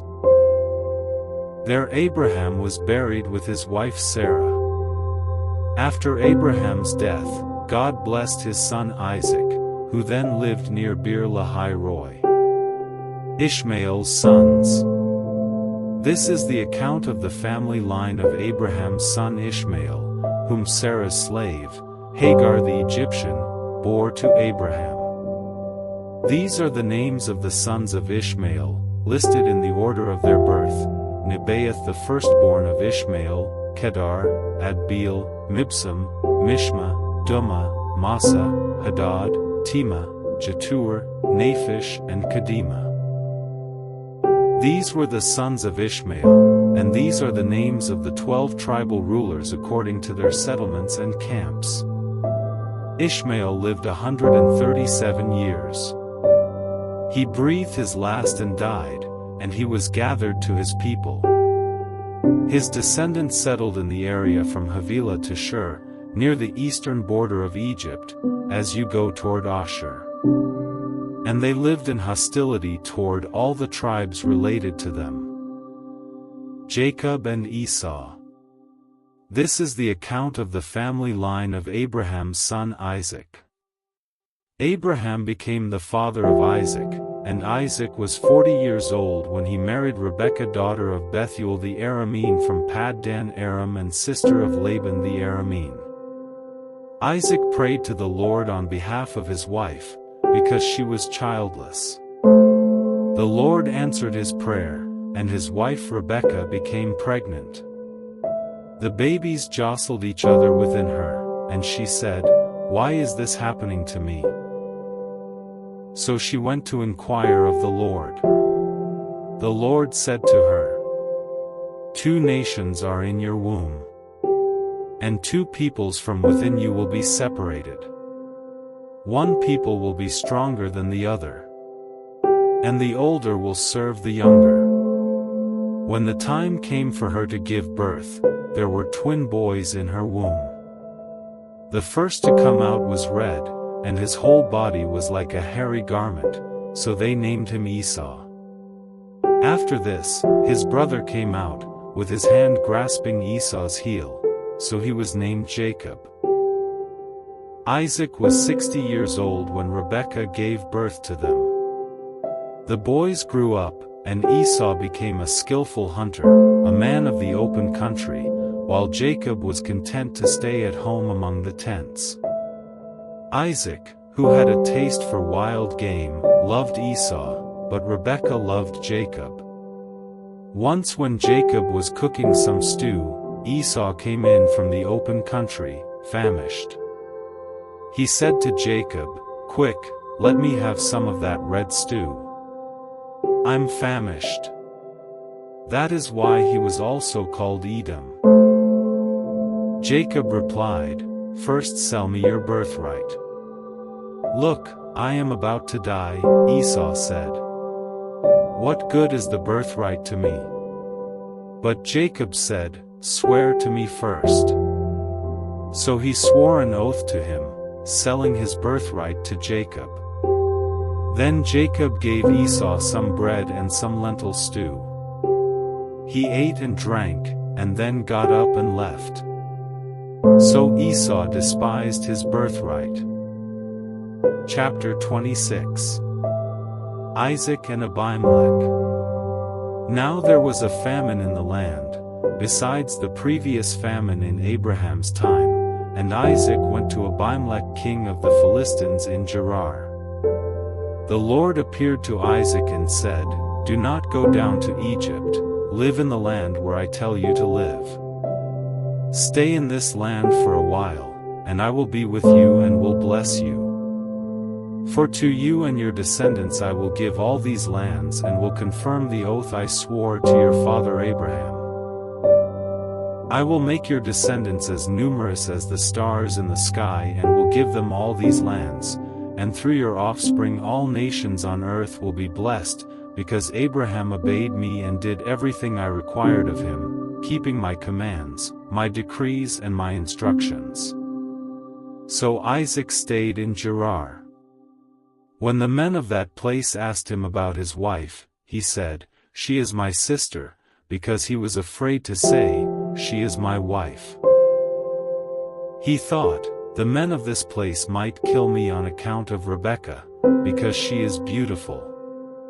When Isaac had been there a long time, Abimelech king of the Philistines looked down from a window and saw Isaac caressing his wife Rebekah. So Abimelech summoned Isaac and said, "She is really your wife. Why did you say, 'She is my sister'?" Isaac answered him, "Because I thought I might lose my life on account of her." Then Abimelech said, "What is this you have done to us? One of the men might well have slept with your wife, and you would have brought guilt upon us."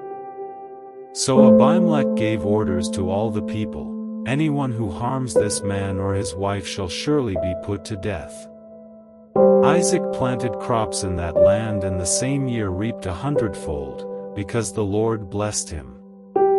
The man became rich, and his wealth continued to grow until he became very wealthy. He had so many flocks and herds and servants that the Philistines envied him. So all the wells that his father's servants had dug in the time of his father Abraham, the Philistines stopped up, filling them with earth. Then Abimelech said to Isaac, "Move away from us, you have become too powerful for us." So Isaac moved away from there and encamped in the valley of Gerar, where he settled. Isaac reopened the wells that had been dug in the time of his father Abraham, which the Philistines had stopped up after Abraham died, and he gave them the same names his father had given them. Isaac's servants dug in the valley and discovered a well of fresh water there. But the herders of Gerar quarreled with those of Isaac and said, "The water is ours." So he named the well Esek, because they disputed with him. Then they dug another well, but they quarreled over that one also. So he named it Sitnah. He moved on from there and dug another well, and no one quarreled over it. He named it Rehoboth, saying, "Now the Lord has given us room and we will flourish in the land." From there he went up to Beersheba. That night the Lord appeared to him and said, "I am the God of your father Abraham. Do not be afraid, for I am with you. I will bless you and will increase the number of your descendants for the sake of my servant Abraham." Isaac built an altar there and called on the name of the Lord. There he pitched his tent, and there his servants dug a well. Meanwhile, Abimelech had come to him from Gerar, with Ahuzath his personal advisor and Phicol the commander of his forces. Isaac asked them, "Why have you come to me, since you were hostile to me and sent me away?" They answered, "We saw clearly that the Lord was with you. So we said, there ought to be a sworn agreement between us and you." Let us make a treaty with you that you will do us no harm, just as we did not harm you but always treated you well and sent you away peacefully. And now you are blessed by the Lord." Isaac then made a feast for them, and they ate and drank. Early the next morning the men swore an oath to each other. Then Isaac sent them on their way, and they went away peacefully.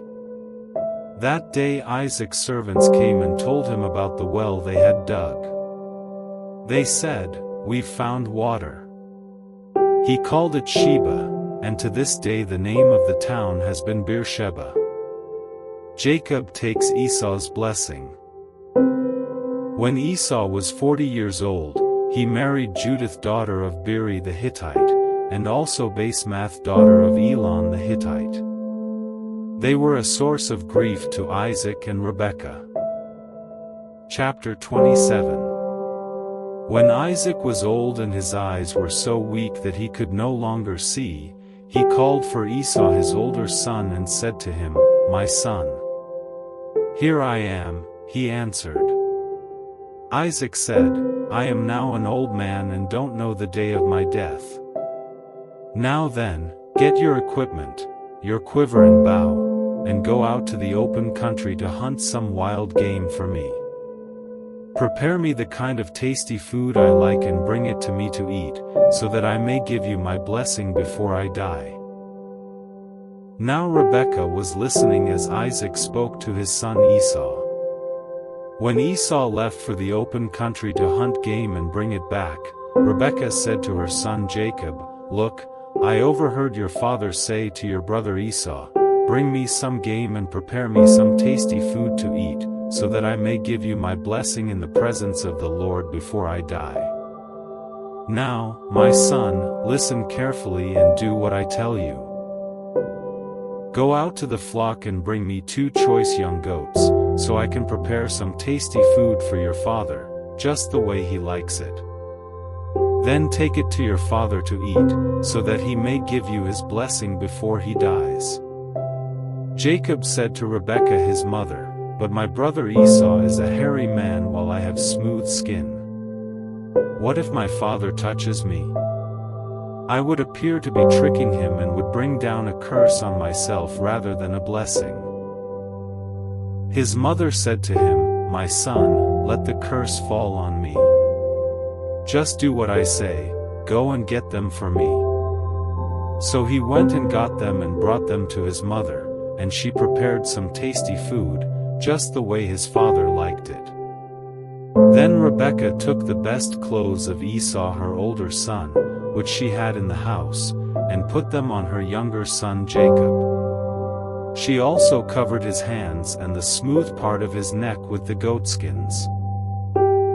Then she handed to her son Jacob the tasty food and the bread she had made. He went to his father and said, "My father."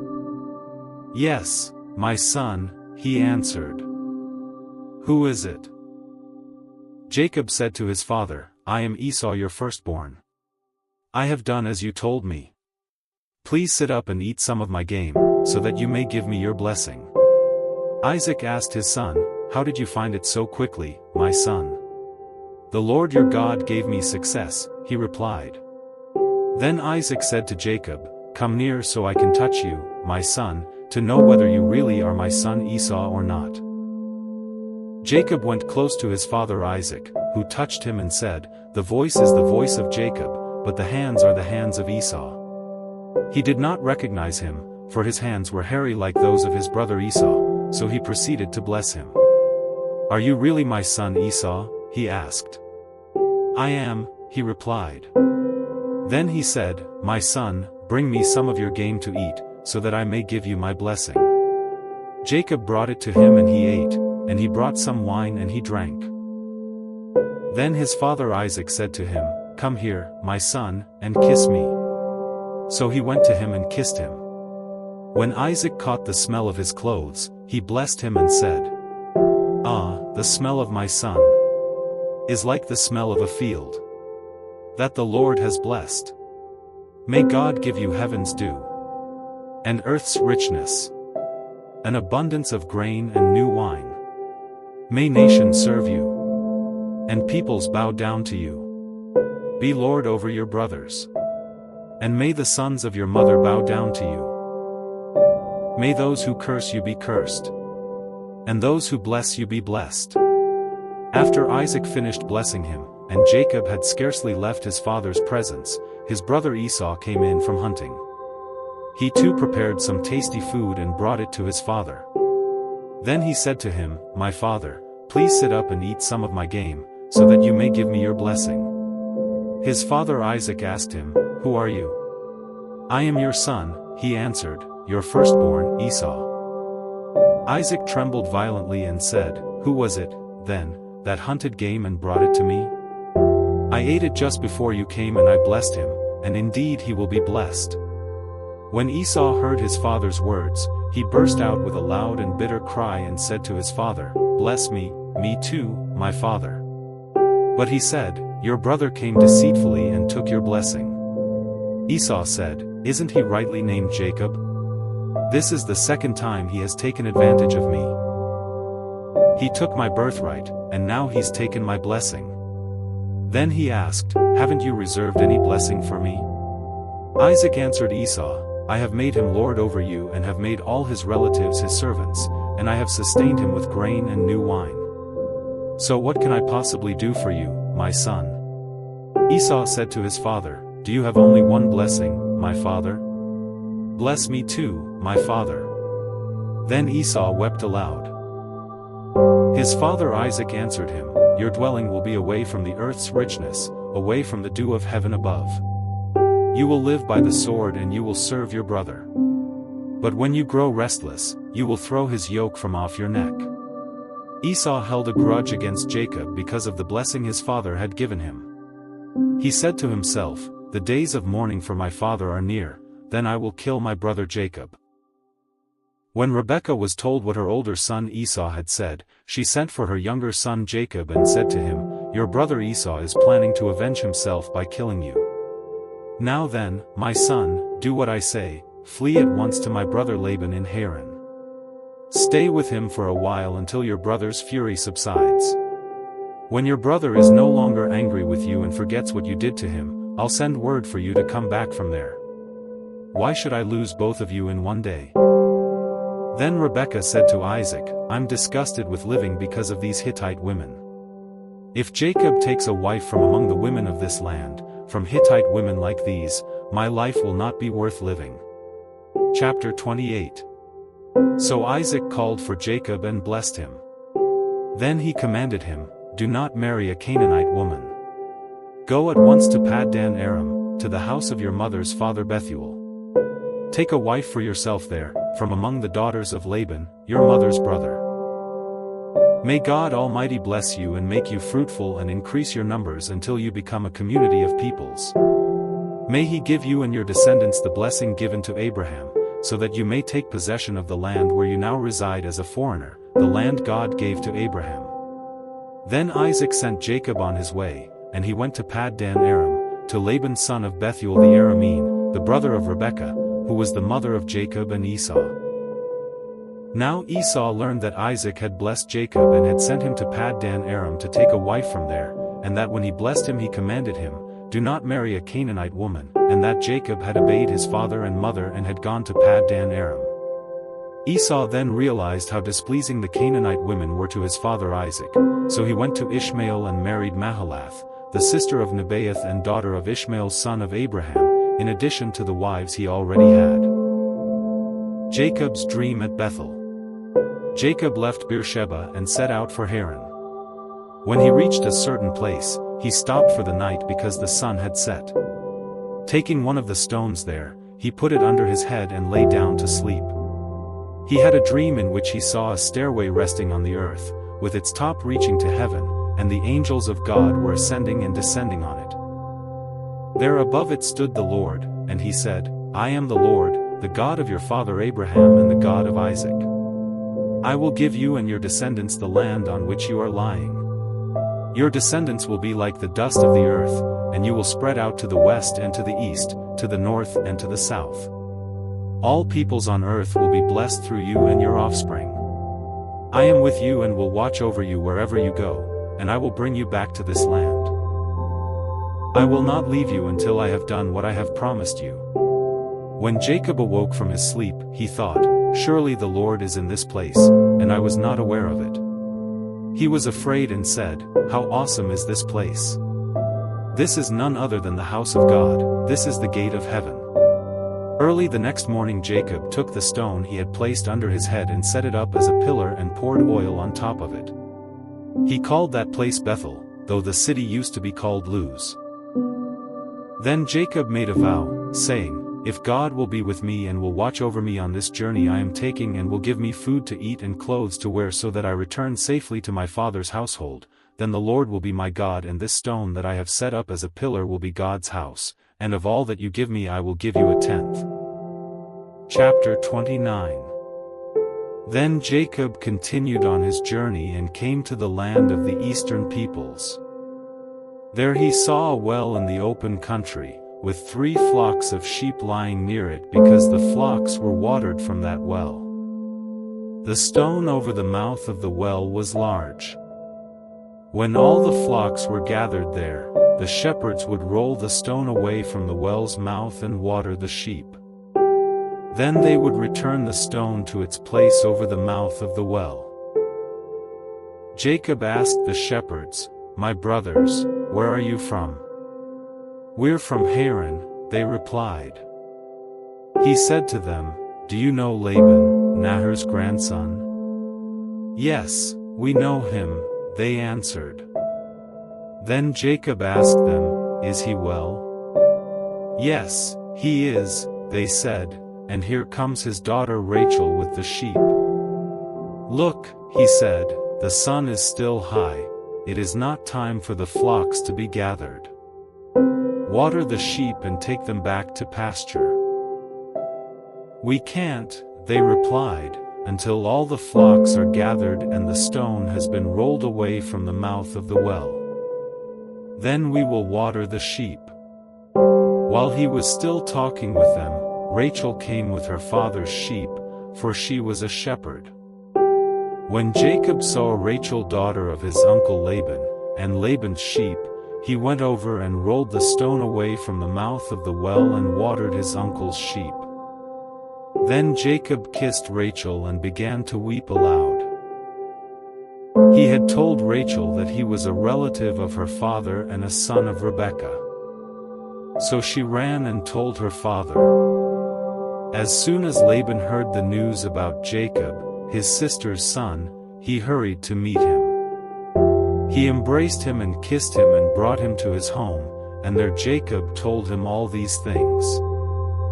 Then Laban said to him, "You are my own flesh and blood." Jacob marries Leah and Rachel. After Jacob had stayed with him for a whole month, Laban said to him, "Just because you are a relative of mine, should you work for me for nothing? Tell me what your wages should be." Now Laban had 2 daughters, the name of the older was Leah, and the name of the younger was Rachel. Leah had weak eyes, but Rachel had a lovely figure and was beautiful. Jacob was in love with Rachel and said, "I'll work for you 7 years in return for your younger daughter Rachel." Laban said, "It's better that I give her to you than to some other man. Stay here with me." So Jacob served 7 years to get Rachel, but they seemed like only a few days to him because of his love for her. Then Jacob said to Laban, "Give me my wife. My time is completed, and I want to make love to her." So Laban brought together all the people of the place and gave a feast. But when evening came, he took his daughter Leah and brought her to Jacob, and Jacob made love to her. And Laban gave his servant Zilpah to his daughter as her attendant. When morning came, there was Leah. So Jacob said to Laban, "What is this you have done to me? I served you for Rachel, didn't I? Why have you deceived me?" Laban replied, it is not our custom here to give the younger daughter in marriage before the older one. Finish this daughter's bridal week, then we will give you the younger one also, in return for another 7 years of work." And Jacob did so.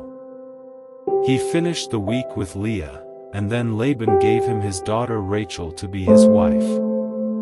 Laban gave his servant Bilhah to his daughter Rachel as her attendant.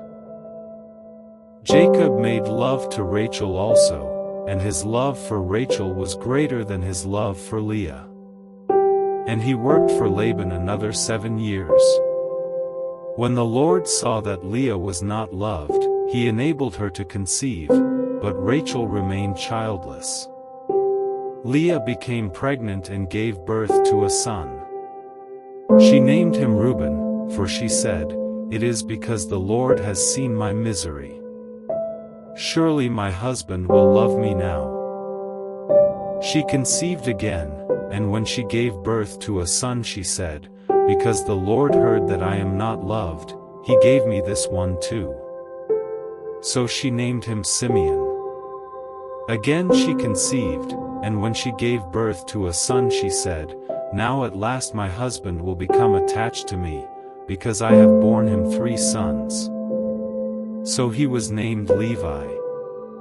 She conceived again, and when she gave birth to a son she said, "This time I will praise the Lord." So she named him Judah. Then she stopped having children. Chapter 30. When Rachel saw that she was not bearing Jacob any children, she became jealous of her sister. So she said to Jacob, "Give me children, or I'll die." Jacob became angry with her and said, "Am I in the place of God, who has kept you from having children?" Then she said, "Here is Bilhah, my servant. Sleep with her so that she can bear children for me and I too can build a family through her."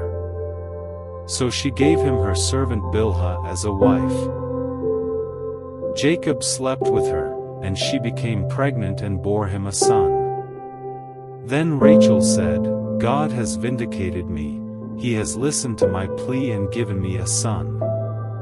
Because of this she named him Dan. Rachel's servant Bilhah conceived again and bore Jacob a second son. Then Rachel said, "I have had a great struggle with my sister, and I have won." So she named him Naphtali. When Leah saw that she had stopped having children, she took her servant Zilpah and gave her to Jacob as a wife. Leah's servant Zilpah bore Jacob a son. Then Leah said, "What good fortune!" So she named him Gad. Leah's servant Zilpah bore Jacob a second son. Then Leah said, "How happy I am! The women will call me happy." So she named him Asher. During wheat harvest, Reuben went out into the fields and found some mandrake plants, which he brought to his mother Leah. Rachel said to Leah, "Please give me some of your son's mandrakes." But she said to her, "Wasn't it enough that you took away my husband? Will you take my son's mandrakes too?"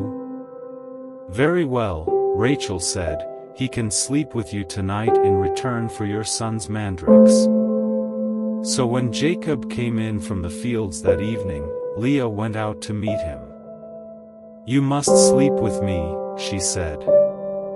"I have hired you with my son's mandrakes." So he slept with her that night. God listened to Leah, and she became pregnant and bore Jacob a 5th son. Then Leah said, "God has rewarded me for giving my servant to my husband." So she named him Issachar. Leah conceived again and bore Jacob a 6th son. Then Leah said, "God has presented me with a precious gift. This time my husband will treat me with honor, because I have borne him 6 sons." So she named him Zebulun. Some time later she gave birth to a daughter and named her Dinah. Then God remembered Rachel. he listened to her and enabled her to conceive. She became pregnant and gave birth to a son and said, "God has taken away my disgrace." She named him Joseph, and said, "May the Lord add to me another son." After Rachel gave birth to Joseph, Jacob said to Laban, "Send me on my way so I can go back to my own homeland. Give me my wives and children, for whom I have served you, and I will be on my way. You know how much work I've done for you." But Laban said to him, "If I have found favor in your eyes, please stay. I have learned by divination that the Lord has blessed me because of you." He added, "Name your wages, and I will pay them." Jacob said to him, "You know how I have worked for you and how your livestock has fared under my care. The little you had before I came has increased greatly, and the Lord has blessed you wherever I have been. But now, when may I do something for my own household? What shall I give you?" He asked. "Don't give me anything," Jacob replied. "But if you will do this one thing for me, I will go on tending your flocks and watching over them.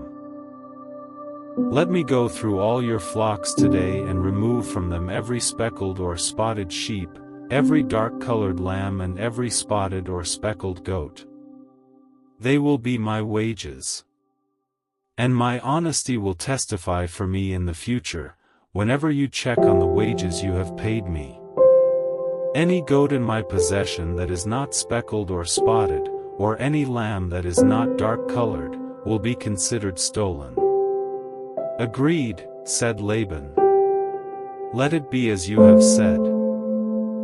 That same day he removed all the male goats that were streaked or spotted, and all the speckled or spotted female goats, all that had white on them, and all the dark-colored lambs, and he placed them in the care of his sons. Then he put a 3-day journey between himself and Jacob, while Jacob continued to tend the rest of Laban's flocks.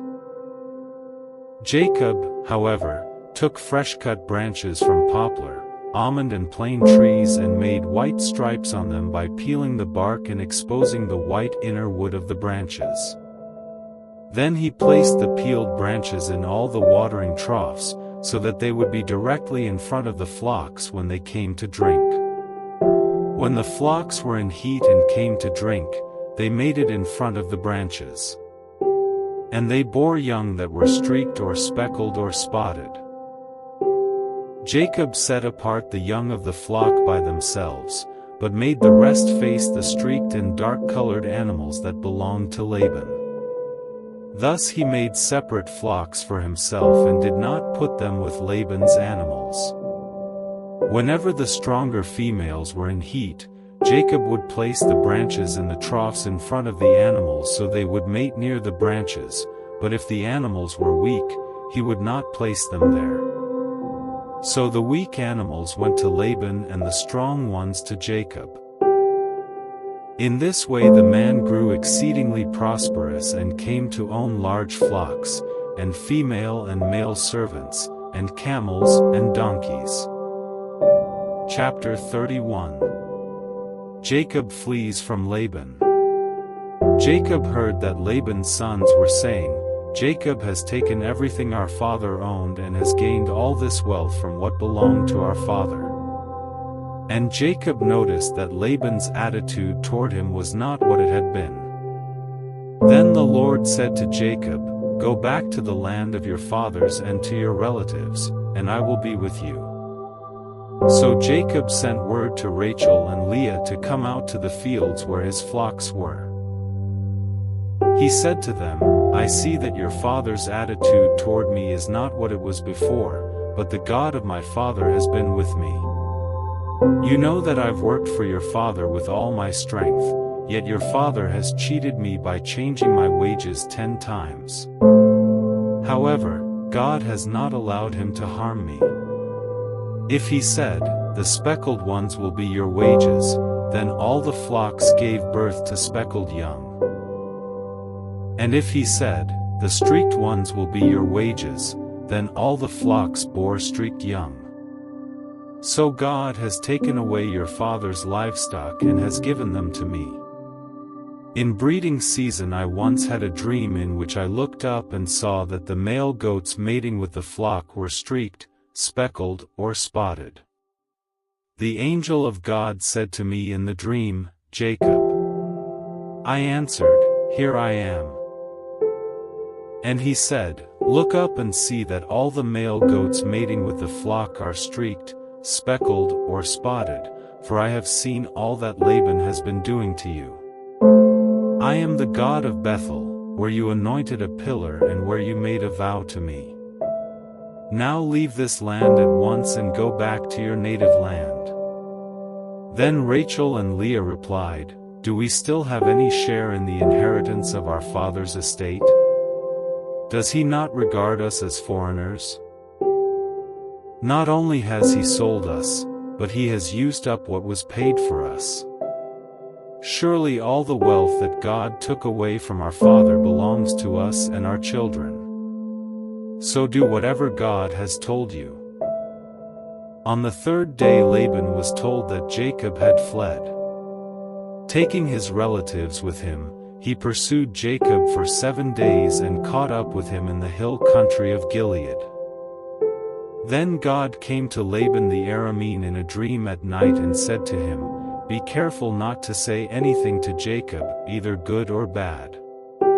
Jacob had pitched his tent in the hill country of Gilead when Laban overtook him, and Laban and his relatives camped there too. Then Laban said to Jacob, "What have you done? You've deceived me, and you've carried off my daughters like captives in war. Why did you run off secretly and deceive me? Why didn't you tell me, so I could send you away with joy and singing to the music of timbrels and harps? You didn't even let me kiss my grandchildren and my daughters goodbye. You have done a foolish thing. I have the power to harm you, but last night the God of your father said to me, 'Be careful not to say anything to Jacob, either good or bad.' Now you have gone off because you long to return to your father's household. But why did you steal my gods?" Jacob answered Laban, "I was afraid, because I thought you would take your daughters away from me by force. But if you find anyone who has your gods, that person shall not live. In the presence of our relatives, see for yourself whether there is anything of yours here with me, and if so, take it." Now Jacob did not know that Rachel had stolen the gods. So Laban went into Jacob's tent and into Leah's tent and into the tent of the 2 female servants, but he found nothing. After he came out of Leah's tent, he entered Rachel's tent. Now Rachel had taken the household gods and put them inside her camel's saddle and was sitting on them. Laban searched through everything in the tent but found nothing. Rachel said to her father, "Don't be angry, my lord, that I cannot stand up in your presence. I'm having my period." So he searched but could not find the household gods. Jacob was angry and took Laban to task. "What is my crime?" he asked Laban. "How have I wronged you that you hunt me down? Now that you have searched through all my goods, what have you found that belongs to your household? Put it here in front of your relatives and mine, and let them judge between the 2 of us. I have been with you for 20 years now. Your sheep and goats have not miscarried, nor have I eaten rams from your flocks. I did not bring you animals torn by wild beasts. I bore the loss myself. And you demanded payment from me for whatever was stolen by day or night. This was my situation. The heat consumed me in the daytime and the cold at night, and sleep fled from my eyes. It was like this for the 20 years I was in your household.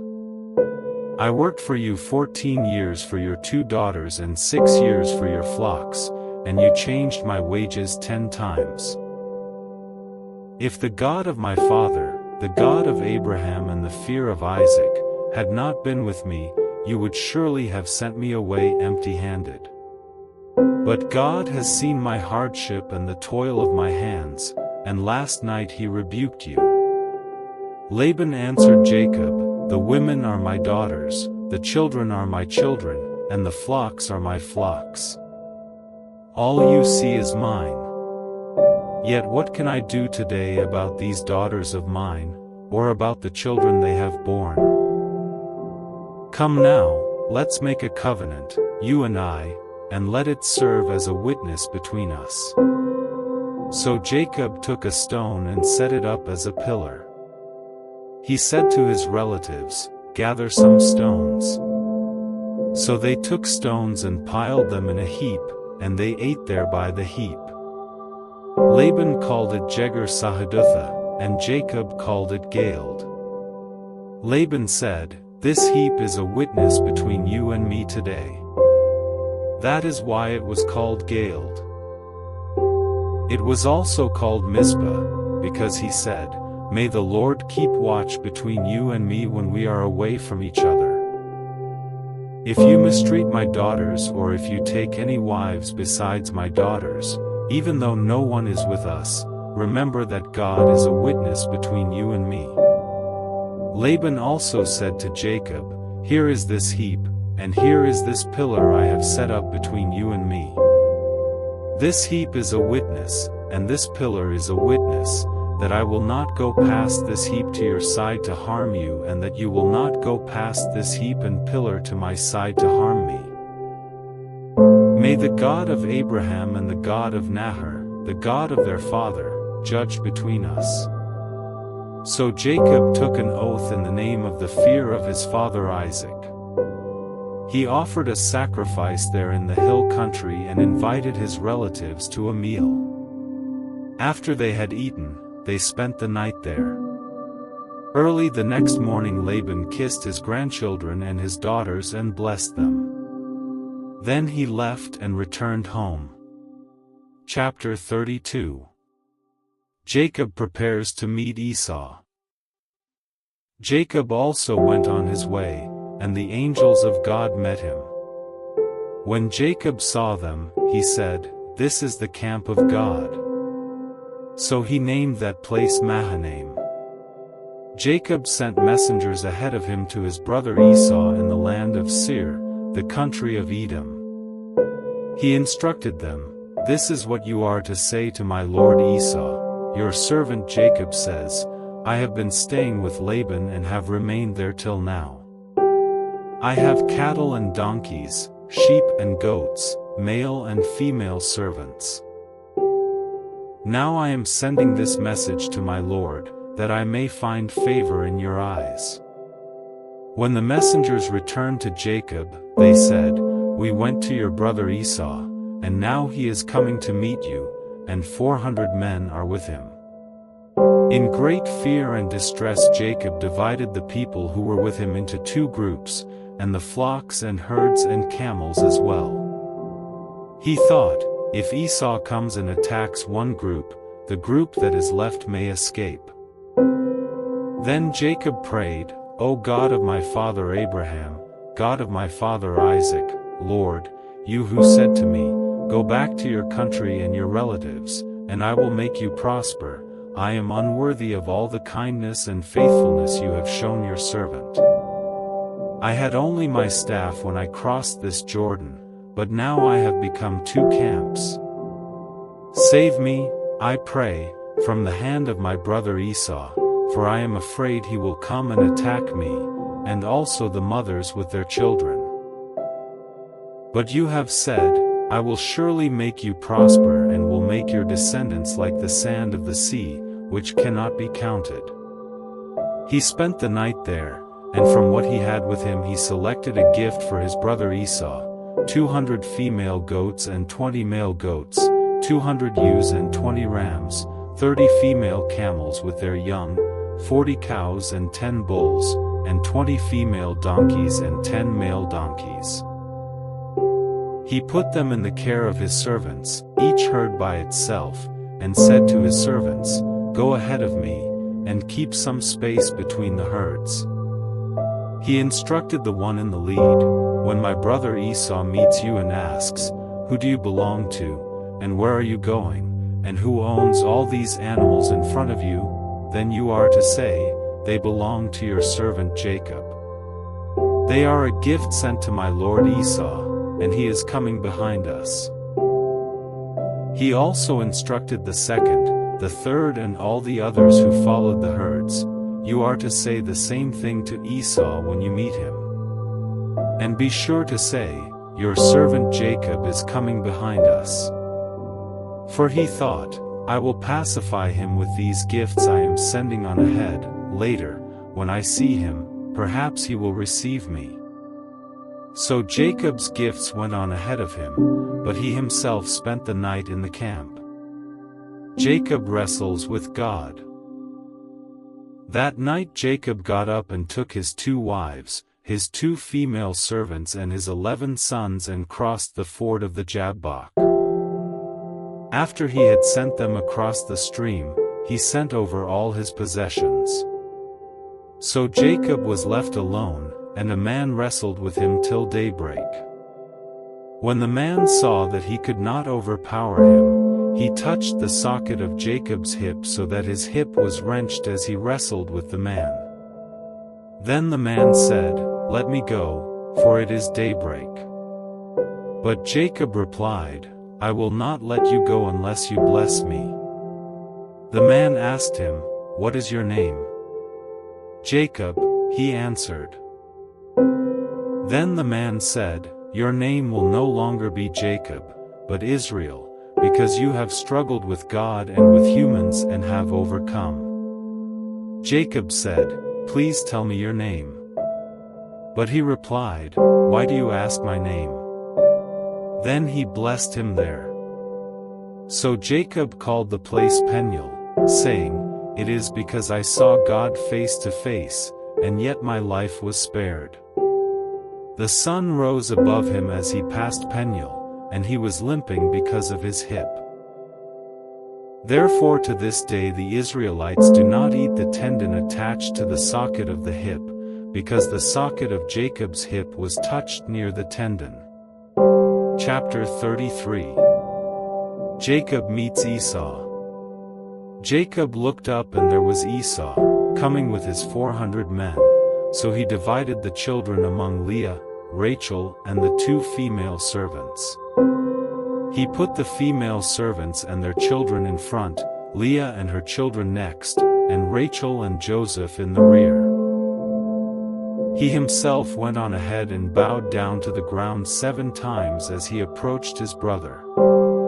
But Esau ran to meet Jacob and embraced him. He threw his arms around his neck and kissed him. And they wept. Then Esau looked up and saw the women and children. "Who are these with you?" he asked. Jacob answered, "They are the children God has graciously given your servant." Then the female servants and their children approached and bowed down. Next, Leah and her children came and bowed down. Last of all came Joseph and Rachel, and they too bowed down. Esau asked, "What's the meaning of all these flocks and herds I met?" "To find favor in your eyes, my lord," he said. But Esau said, "I already have plenty, my brother. Keep what you have for yourself." "No, please," said Jacob.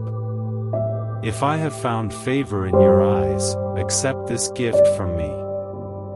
For to see your face is like seeing the face of God, now that you have received me favorably. Please accept the present that was brought to you, for God has been gracious to me and I have all I need."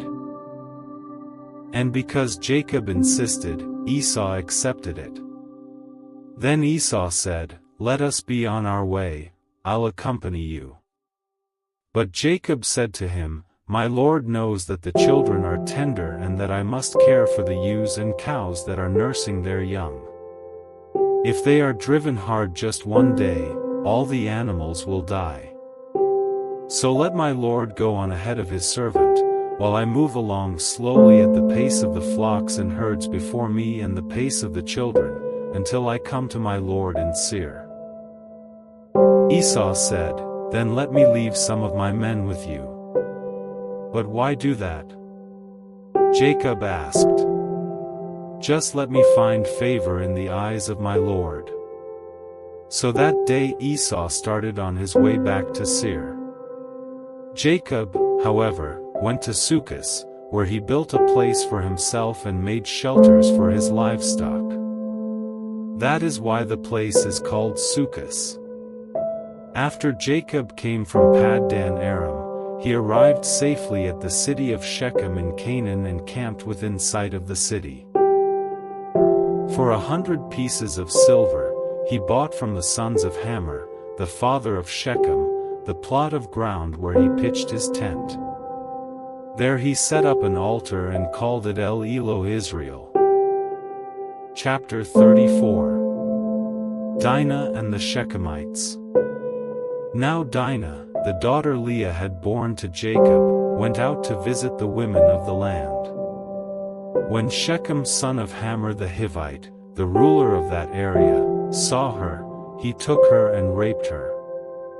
His heart was drawn to Dinah daughter of Jacob. He loved the young woman and spoke tenderly to her. And Shechem said to his father Hamor, "Get me this girl as my wife." When Jacob heard that his daughter Dinah had been defiled, his sons were in the fields with his livestock, so he did nothing about it until they came home. Then Shechem's father Hamor went out to talk with Jacob. Meanwhile, Jacob's sons had come in from the fields as soon as they heard what had happened. They were shocked and furious, because Shechem had done an outrageous thing in Israel by sleeping with Jacob's daughter, a thing that should not be done.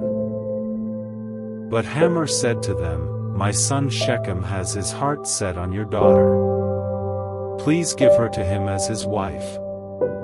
Intermarry with us, give us your daughters and take our daughters for yourselves. You can settle among us, the land is open to you. Live in it, trade in it, and acquire property in it."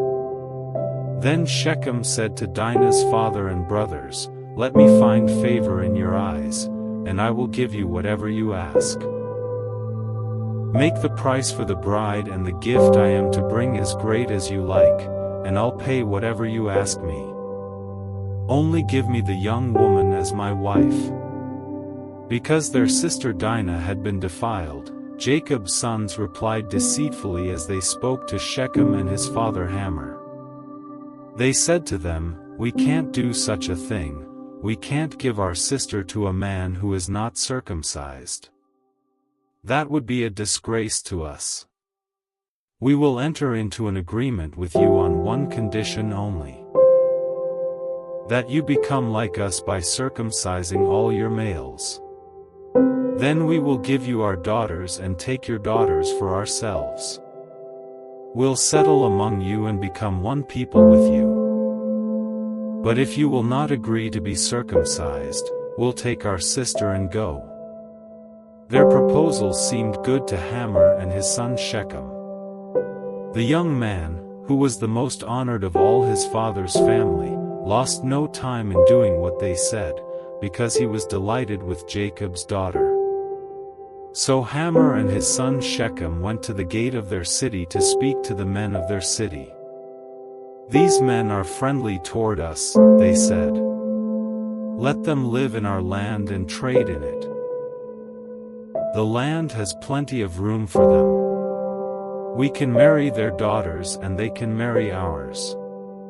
But the men will agree to live with us as one people only on the condition that our males be circumcised, as they themselves are.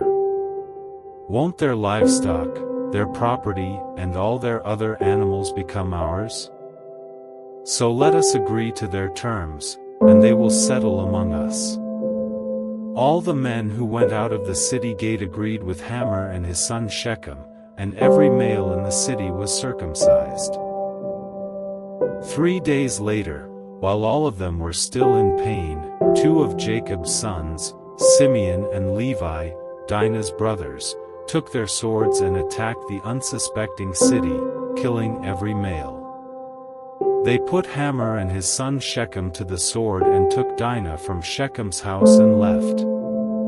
The sons of Jacob came upon the dead bodies and looted the city where their sister had been defiled. They seized their flocks and herds and donkeys and everything else of theirs in the city and out in the fields. They carried off all their wealth and all their women and children, taking as plunder everything in the houses. Then Jacob said to Simeon and Levi, "You have brought trouble on me by making me obnoxious to the Canaanites and Perizzites, the people living in this land. We are few in number, and if they join forces against me and attack me, I and my household will be destroyed." But they replied, "Should he have treated our sister like a prostitute?"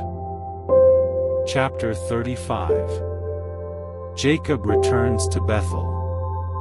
Then God said to Jacob, "Go up to Bethel and settle there, and build an altar there to God, who appeared to you when you were fleeing from your brother Esau." So Jacob said to his household and to all who were with him, "Get rid of the foreign gods you have with you, and purify yourselves and change your clothes. Then come, let us go up to Bethel, where I will build an altar to God, who answered me in the day of my distress and who has been with me wherever I have gone." So they gave Jacob all the foreign gods they had and the rings in their ears, and Jacob buried them under the oak at Shechem. Then they set out, and the terror of God fell on the towns all around them so that no one pursued them. Jacob and all the people with him came to Luz, that is, Bethel, in the land of Canaan. There he built an altar, and he called the place El Bethel, because it was there that God revealed himself to him when he was fleeing from his brother. Now Deborah, Rebekah's nurse, died and was buried under the oak outside Bethel. So it was named Allon-Bacuth. After Jacob returned from Paddan Aram, God appeared to him again and blessed him. God said to him, "Your name is Jacob, but you will no longer be called Jacob, your name will be Israel." So he named him Israel. And God said to him, "I am God Almighty, be fruitful and increase in number. A nation and a community of nations will come from you, and kings will be among your descendants. The land I gave to Abraham and Isaac, I also give to you, and I will give this land to your descendants after you." Then God went up from him at the place where he had talked with him. Jacob set up a stone pillar at the place where God had talked with him, and he poured out a drink offering on it.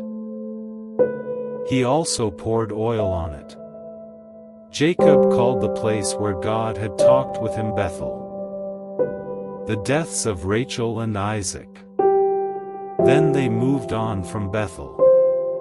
While they were still some distance from Ephrath, Rachel began to give birth and had great difficulty.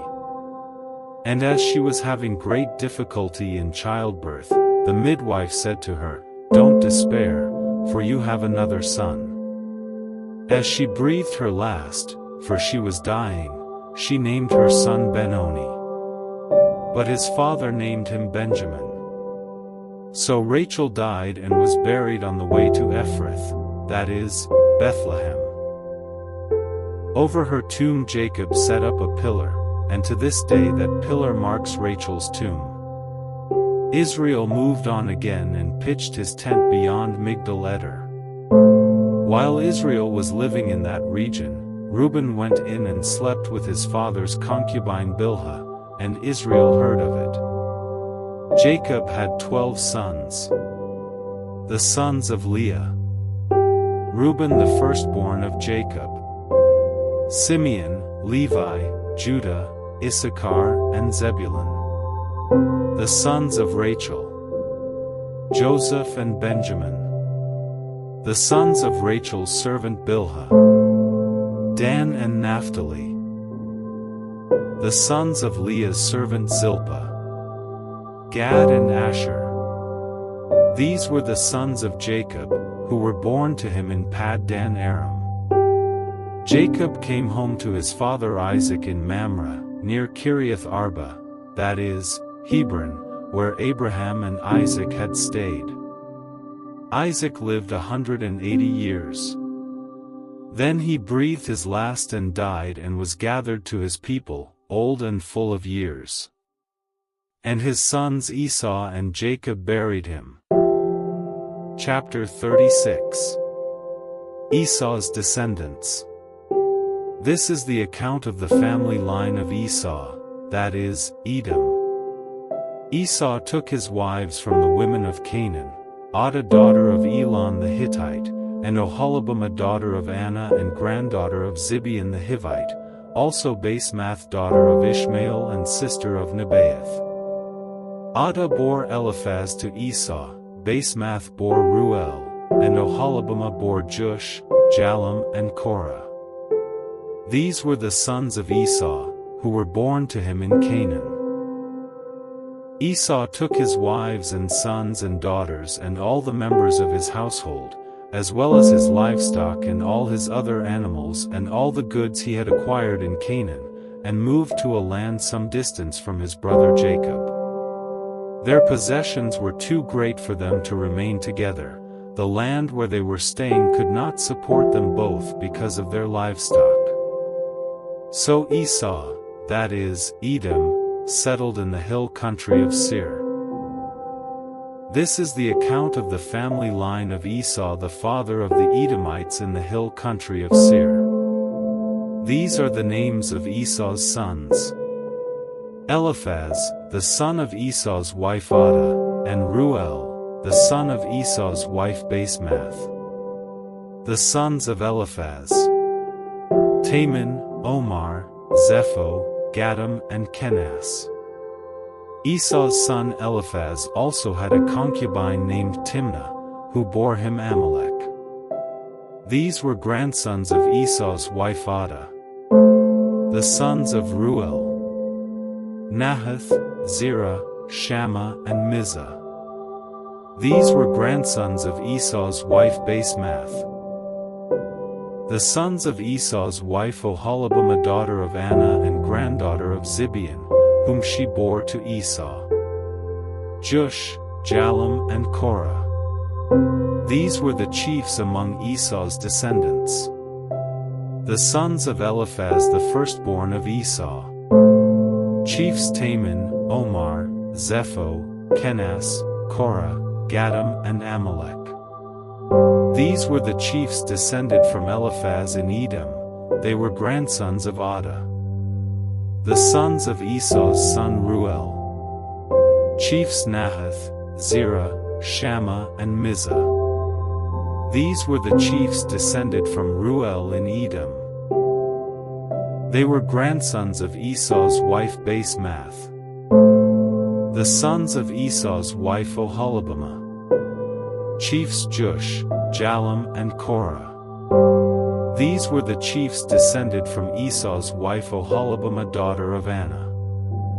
These were the sons of Esau, that is, Edom, and these were their chiefs. These were the sons of Seir the Horite, who were living in the region: Lotan, Shobal, Zibeon, Anna, Dishon, Ezer and Dishan.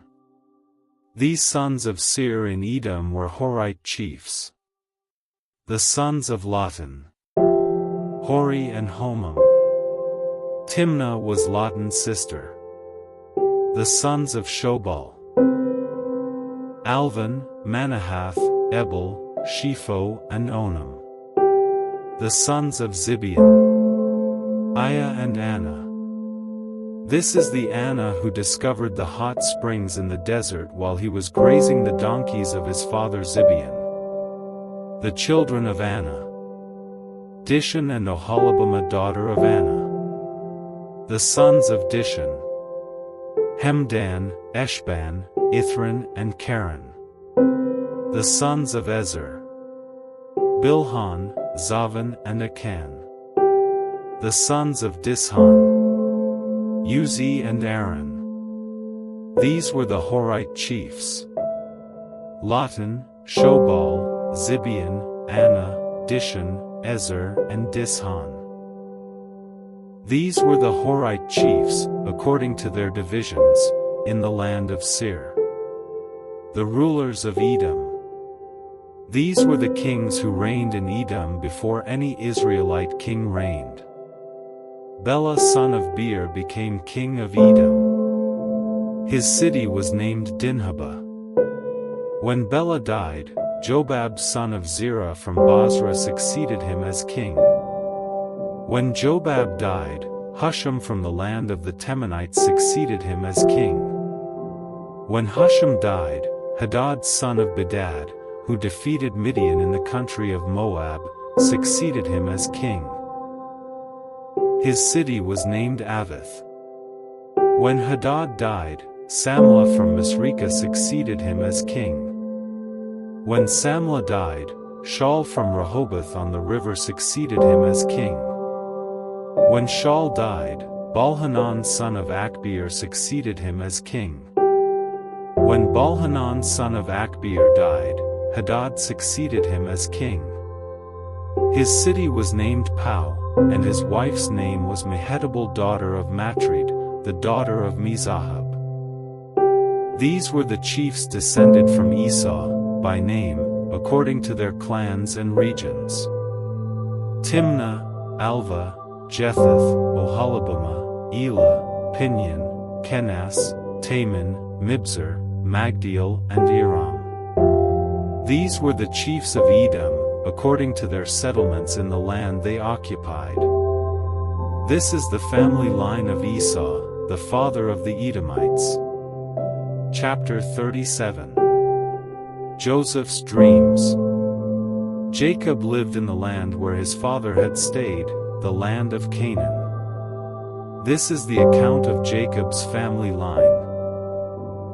Joseph, a young man of 17, was tending the flocks with his brothers, the sons of Bilhah and the sons of Zilpah, his father's wives, and he brought their father a bad report about them. Now Israel loved Joseph more than any of his other sons, because he had been born to him in his old age, and he made an ornate robe for him. When his brothers saw that their father loved him more than any of them, they hated him and could not speak a kind word to him.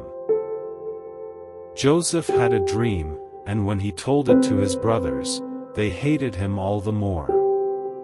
He said to them, "Listen to this dream I had. We were binding sheaves of grain out in the field when suddenly my sheaf rose and stood upright, while your sheaves gathered around mine and bowed down to it."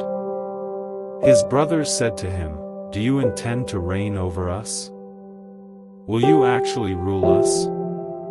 And they hated him all the more because of his dream and what he had said.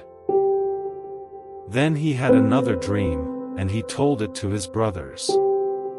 "Listen," he said, "I had another dream, and this time the sun and moon and 11 stars were bowing down to me." When he told his father as well as his brothers, his father rebuked him and said, "What is this dream you had? Will your mother and I and your brothers actually come and bow down to the ground before you?" His brothers were jealous of him, but his father kept the matter in mind. Joseph sold by his brothers. Now his brothers had gone to graze their father's flocks near Shechem, and Israel said to Joseph, "As you know, your brothers are grazing the flocks near Shechem. Come, I am going to send you to them." "Very well," he replied. So he said to him, "Go and see if all is well with your brothers and with the flocks, and bring word back to me." Then he sent him off from the valley of Hebron. When Joseph arrived at Shechem, a man found him wandering around in the fields and asked him, "What are you looking for?" He replied, "I'm looking for my brothers." Can you tell me where they are grazing their flocks?" "They have moved on from here," the man answered. "I heard them say, 'Let's go to Dothan.'" So Joseph went after his brothers and found them near Dothan. But they saw him in the distance, and before he reached them, they plotted to kill him. "Here comes that dreamer," they said to each other. "Come now, let's kill him and throw him into one of these cisterns and say that a ferocious animal devoured him. Then we'll see what comes of his dreams." When Reuben heard this, he tried to rescue him from their hands. "Let's not take his life," he said. "Don't shed any blood. Throw him into this cistern here in the wilderness, but don't lay a hand on him." Reuben said this to rescue him from them and take him back to his father. So when Joseph came to his brothers, they stripped him of his robe, the ornate robe he was wearing, and they took him and threw him into the cistern. The cistern was empty, there was no water in it. As they sat down to eat their meal, they looked up and saw a caravan of Ishmaelites coming from Gilead. Their camels were loaded with spices, balm and myrrh, and they were on their way to take them down to Egypt. Judah said to his brothers, "What will we gain if we kill our brother and cover up his blood? Come, let's sell him to the Ishmaelites and not lay our hands on him. After all, he is our brother, our own flesh and blood." His brothers agreed. So when the Midianite merchants came by, his brothers pulled Joseph up out of the cistern and sold him for 20 shekels of silver to the Ishmaelites, who took him to Egypt. When Reuben returned to the cistern and saw that Joseph was not there, he tore his clothes. He went back to his brothers and said, "The boy isn't there.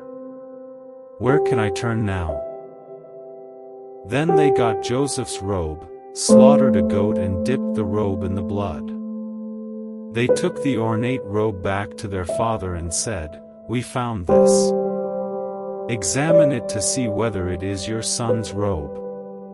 He recognized it and said, "It is my son's robe.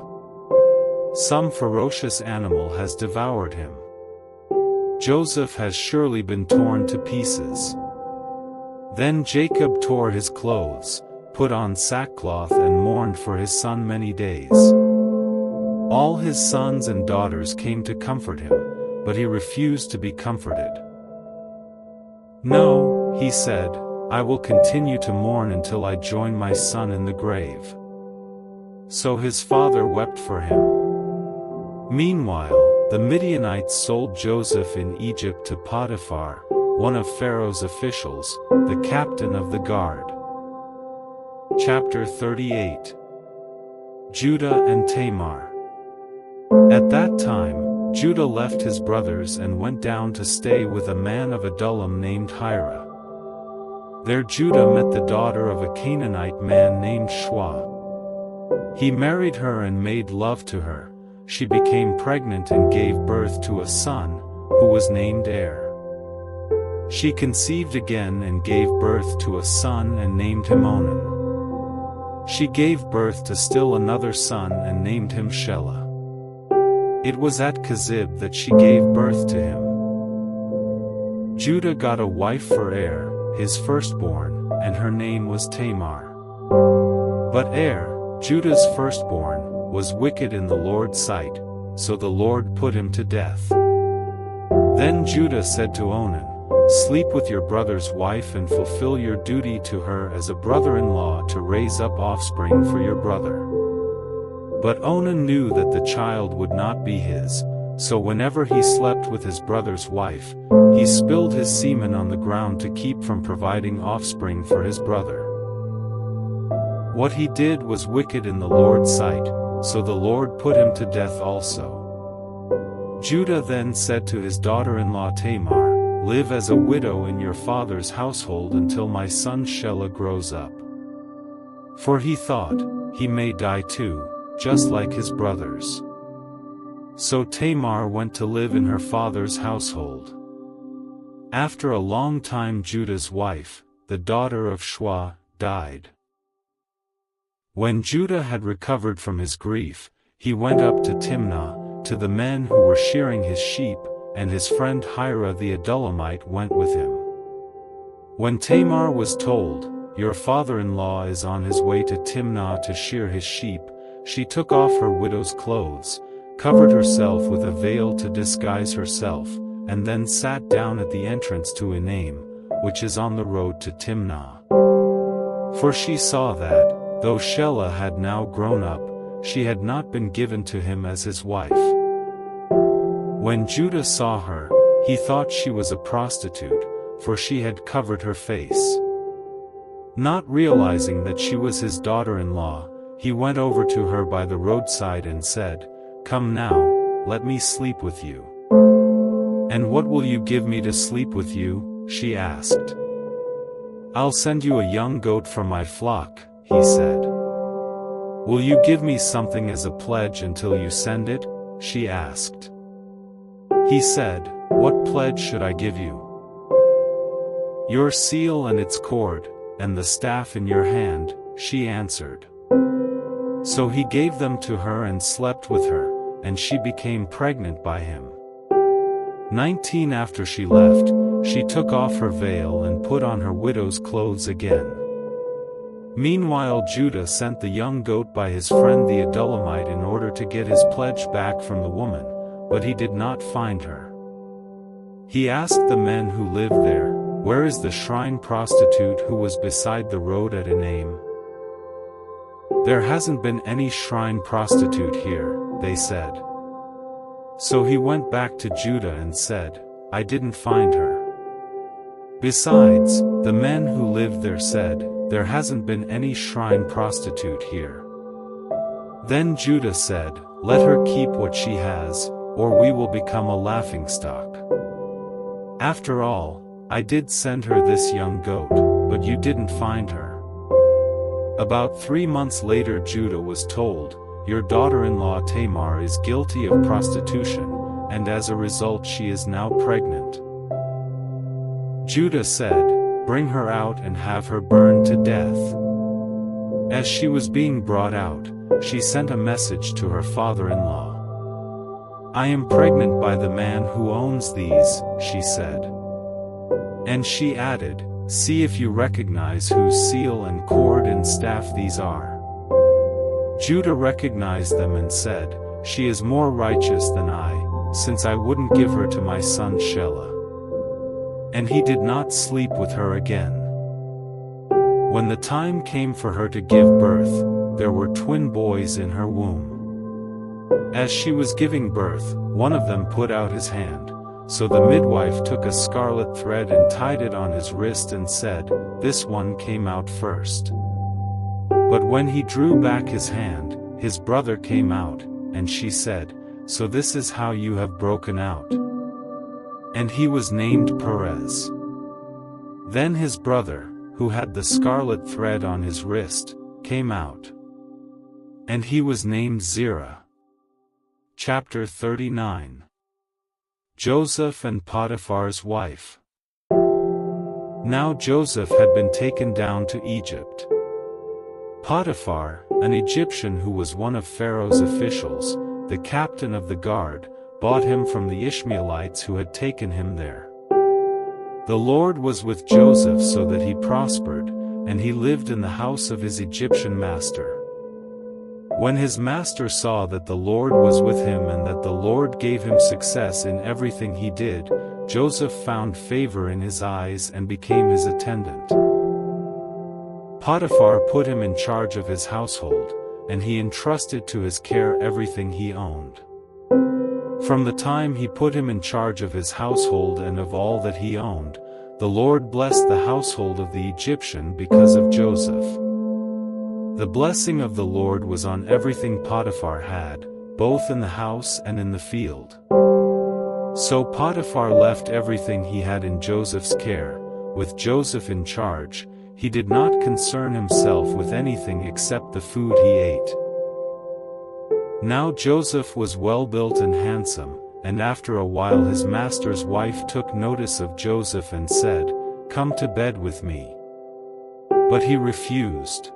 "With me in charge," he told her, "my master does not concern himself with anything in the house. Everything he owns he has entrusted to my care. No one is greater in this house than I am. My master has withheld nothing from me except you, because you are his wife. How then could I do such a wicked thing and sin against God?" And though she spoke to Joseph day after day, he refused to go to bed with her or even be with her. One day he went into the house to attend to his duties, and none of the household servants was inside. She caught him by his cloak and said, "Come to bed with me." But he left his cloak in her hand and ran out of the house. When she saw that he had left his cloak in her hand and had run out of the house, she called her household servants. "Look," she said to them, "this Hebrew has been brought to us to make sport of us. He came in here to sleep with me, but I screamed. When he heard me scream for help, he left his cloak beside me and ran out of the house." She kept his cloak beside her until his master came home. Then she told him this story: "That Hebrew slave you brought us came to me to make sport of me. But as soon as I screamed for help, he left his cloak beside me and ran out of the house." When his master heard the story, his wife told him, saying, "This is how your slave treated me." He burned with anger. Joseph's master took him and put him in prison, the place where the king's prisoners were confined. But while Joseph was there in the prison, the Lord was with him. He showed him kindness and granted him favor in the eyes of the prison warden. So the warden put Joseph in charge of all those held in the prison, and he was made responsible for all that was done there. The warden paid no attention to anything under Joseph's care, because the Lord was with Joseph and gave him success in whatever he did. Chapter 40. The Cupbearer and the Baker. Some time later, the cupbearer and the baker of the king of Egypt offended their master, the king of Egypt. Pharaoh was angry with his two officials, the chief cupbearer and the chief baker, and put them in custody in the house of the captain of the guard, in the same prison where Joseph was confined. The captain of the guard assigned them to Joseph, and he attended them. After they had been in custody for some time, each of the two men, the cupbearer and the baker of the king of Egypt, who were being held in prison, had a dream the same night, and each dream had a meaning of its own. When Joseph came to them the next morning, he saw that they were dejected. So he asked Pharaoh's officials who were in custody with him in his master's house, "Why do you look so sad today?" "We both had dreams," they answered, "but there is no one to interpret them." Then Joseph said to them, "Do not interpretations belong to God? Tell me your dreams." So the chief cupbearer told Joseph his dream. He said to him, "In my dream I saw a vine in front of me, and on the vine were 3 branches. As soon as it budded, it blossomed, and its clusters ripened into grapes. Pharaoh's cup was in my hand, and I took the grapes, squeezed them into Pharaoh's cup and put the cup in his hand." "This is what it means," Joseph said to him. "The 3 branches are 3 days. Within 3 days Pharaoh will lift up your head and restore you to your position, and you will put Pharaoh's cup in his hand, just as you used to do when you were his cupbearer. But when all goes well with you, remember me and show me kindness, mention me to Pharaoh and get me out of this prison. I was forcibly carried off from the land of the Hebrews, and even here I have done nothing to deserve being put in a dungeon. When the chief baker saw that Joseph had given a favorable interpretation, he said to Joseph, "I too had a dream. On my head were 3 baskets of bread. In the top basket were all kinds of baked goods for Pharaoh, but the birds were eating them out of the basket on my head." "This is what it means," Joseph said. "The 3 baskets are 3 days. Within 3 days Pharaoh will lift off your head and impale your body on a pole. And the birds will eat away your flesh." Now the 3rd day was Pharaoh's birthday, and he gave a feast for all his officials. He lifted up the heads of the chief cupbearer and the chief baker in the presence of his officials. He restored the chief cupbearer to his position, so that he once again put the cup into Pharaoh's hand, but he impaled the chief baker, just as Joseph had said to them in his interpretation. The chief cupbearer, however, did not remember Joseph, he forgot him. Chapter 41. Pharaoh's Dreams. When 2 full years had passed, Pharaoh had a dream. He was standing by the Nile, when out of the river there came up 7 cows, sleek and fat, and they grazed among the reeds. After them, 7 other cows, ugly and gaunt, came up out of the Nile and stood beside those on the riverbank. And the cows that were ugly and gaunt ate up the 7 sleek, fat cows. Then Pharaoh woke up. He fell asleep again and had a second dream. 7 heads of grain, healthy and good, were growing on a single stalk. After them, 7 other heads of grain sprouted, thin and scorched by the east wind. The thin heads of grain swallowed up the 7 healthy, full heads. Then Pharaoh woke up. It had been a dream. In the morning his mind was troubled, so he sent for all the magicians and wise men of Egypt. Pharaoh told them his dreams, but no one could interpret them for him. Then the chief cupbearer said to Pharaoh, "Today I am reminded of my shortcomings." Pharaoh was once angry with his servants, and he imprisoned me and the chief baker in the house of the captain of the guard. Each of us had a dream the same night, and each dream had a meaning of its own. Now a young Hebrew was there with us, a servant of the captain of the guard. We told him our dreams, and he interpreted them for us, giving each man the interpretation of his dream. And things turned out exactly as he interpreted them to us. I was restored to my position, and the other man was impaled. So Pharaoh sent for Joseph, and he was quickly brought from the dungeon.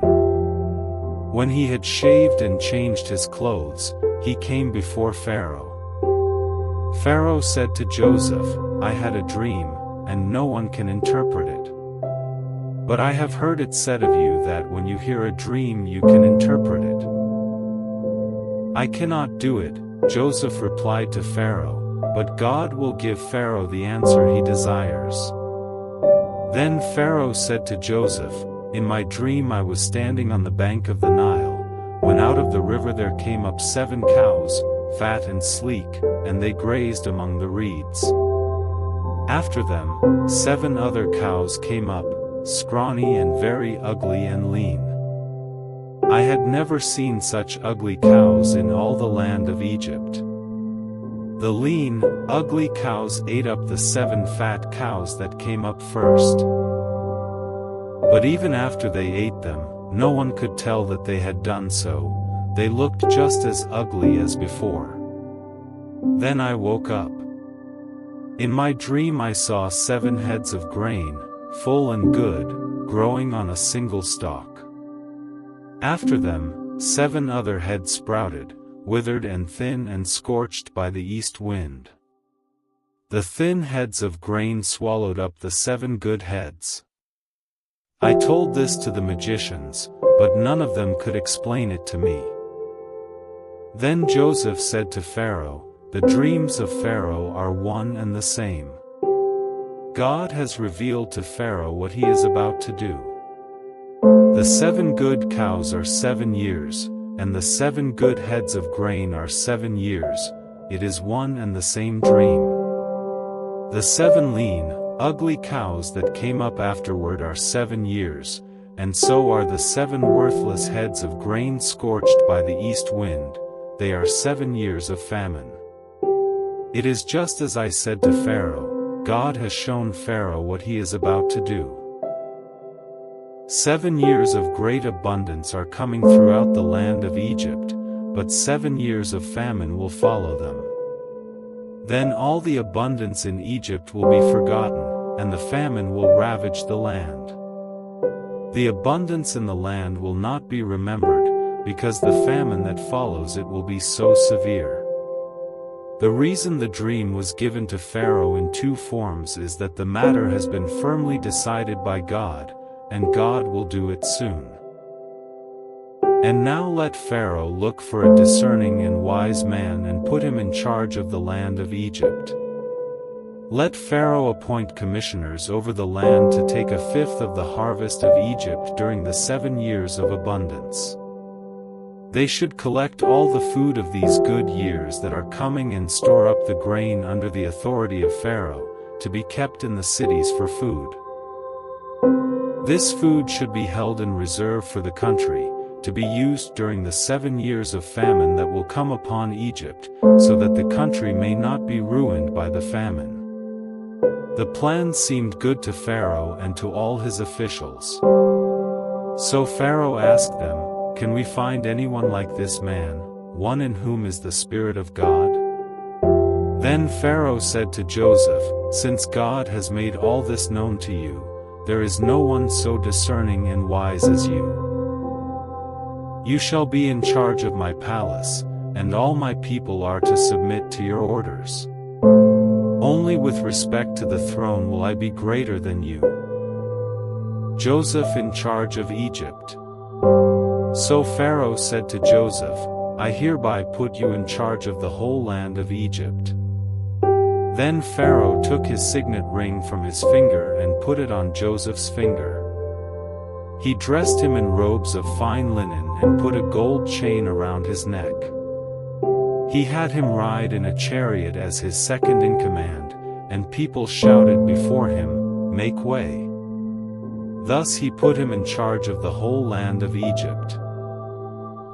Then Pharaoh said to Joseph, "I am Pharaoh, but without your word no one will lift hand or foot in all Egypt." Pharaoh gave Joseph the name Zaphanath-Paneah and gave him Asenath daughter of Potiphera, priest of On, to be his wife. And Joseph went throughout the land of Egypt. Joseph was 30 years old when he entered the service of Pharaoh king of Egypt. And Joseph went out from Pharaoh's presence and traveled throughout Egypt. During the 7 years of abundance the land produced plentifully. Joseph collected all the food produced in those 7 years of abundance in Egypt and stored it in the cities. In each city he put the food grown in the field surrounding it. Joseph stored up huge quantities of grain, like the sand of the sea. It was so much that he stopped keeping records because it was beyond measure. Before the years of famine came, 2 sons were born to Joseph by Asenath daughter of Potiphera, priest of On. Joseph named his firstborn Manasseh and said, "It is because God has made me forget all my trouble and all my father's household." The second son he named Ephraim and said, "It is because God has made me fruitful in the land of my suffering." The 7 years of abundance in Egypt came to an end, and the 7 years of famine began, just as Joseph had said. There was famine in all the other lands, but in the whole land of Egypt there was food. When all Egypt began to feel the famine, the people cried to Pharaoh for food. Then Pharaoh told all the Egyptians, "Go to Joseph and do what he tells you." When the famine had spread over the whole country, Joseph opened all the storehouses and sold grain to the Egyptians, for the famine was severe throughout Egypt. And all the world came to Egypt to buy grain from Joseph, because the famine was severe everywhere. Chapter 42. Joseph's brothers go to Egypt. When Jacob learned that there was grain in Egypt, he said to his sons, "Why do you just keep looking at each other?" He continued, "I have heard that there is grain in Egypt. Go down there and buy some for us, so that we may live and not die." Then 10 of Joseph's brothers went down to buy grain from Egypt. But Jacob did not send Benjamin, Joseph's brother, with the others, because he was afraid that harm might come to him. So Israel's sons were among those who went to buy grain, for there was famine in the land of Canaan also. Now Joseph was the governor of the land, the person who sold grain to all its people. So when Joseph's brothers arrived, they bowed down to him with their faces to the ground. As soon as Joseph saw his brothers, he recognized them, but he pretended to be a stranger and spoke harshly to them. "Where do you come from?" he asked. "From the land of Canaan," they replied, "to buy food." Although Joseph recognized his brothers, they did not recognize him. Then he remembered his dreams about them and said to them, "You are spies. You have come to see where our land is unprotected." "No, my lord," they answered. "Your servants have come to buy food. We are all the sons of one man. Your servants are honest men, not spies."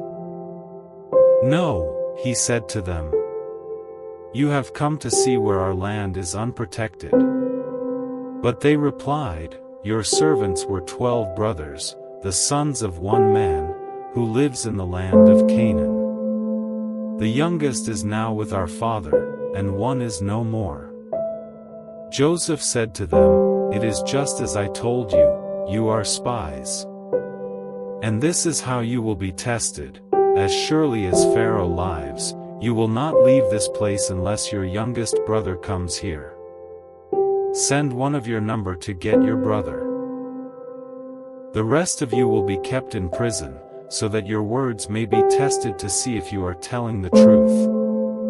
If you are not, then as surely as Pharaoh lives, you are spies."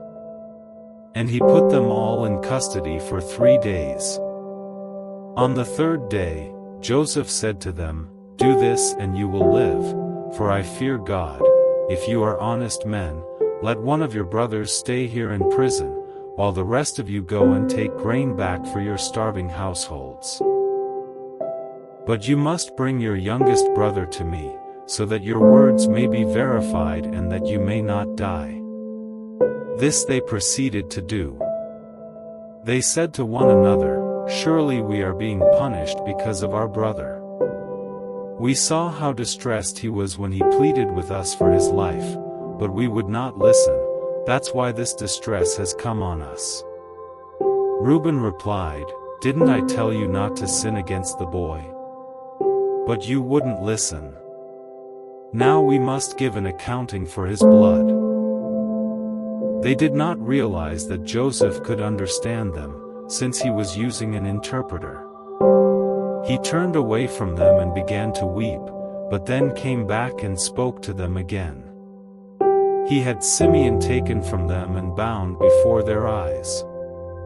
Joseph gave orders to fill their bags with grain, to put each man's silver back in his sack, and to give them provisions for their journey. After this was done for them, they loaded their grain on their donkeys and left. At the place where they stopped for the night, one of them opened his sack to get feed for his donkey, and he saw his silver in the mouth of his sack. "My silver has been returned," he said to his brothers. "Here it is in my sack." Their hearts sank and they turned to each other trembling and said, "What is this that God has done to us?" When they came to their father Jacob in the land of Canaan, they told him all that had happened to them. They said, "The man who is lord over the land spoke harshly to us and treated us as though we were spying on the land." But we said to him, "We are honest men, we are not spies. We were 12 brothers, sons of one father. One is no more, and the youngest is now with our father in Canaan." Then the man who is lord over the land said to us, "This is how I will know whether you are honest men. Leave one of your brothers here with me, and take food for your starving households and go. But bring your youngest brother to me so I will know that you are not spies but honest men. Then I will give your brother back to you, and you can trade in the land." As they were emptying their sacks, there in each man's sack was his pouch of silver. When they and their father saw the money pouches, they were frightened. Their father Jacob said to them, "You have deprived me of my children. Joseph is no more and Simeon is no more, and now you want to take Benjamin. Everything is against me." Then Reuben said to his father, "You may put both of my sons to death if I do not bring him back to you. Entrust him to my care, and I will bring him back." But Jacob said, "My son will not go down there with you. His brother is dead and he is the only one left. If harm comes to him on the journey you are taking, you will bring my gray head down to the grave in sorrow." Chapter 43.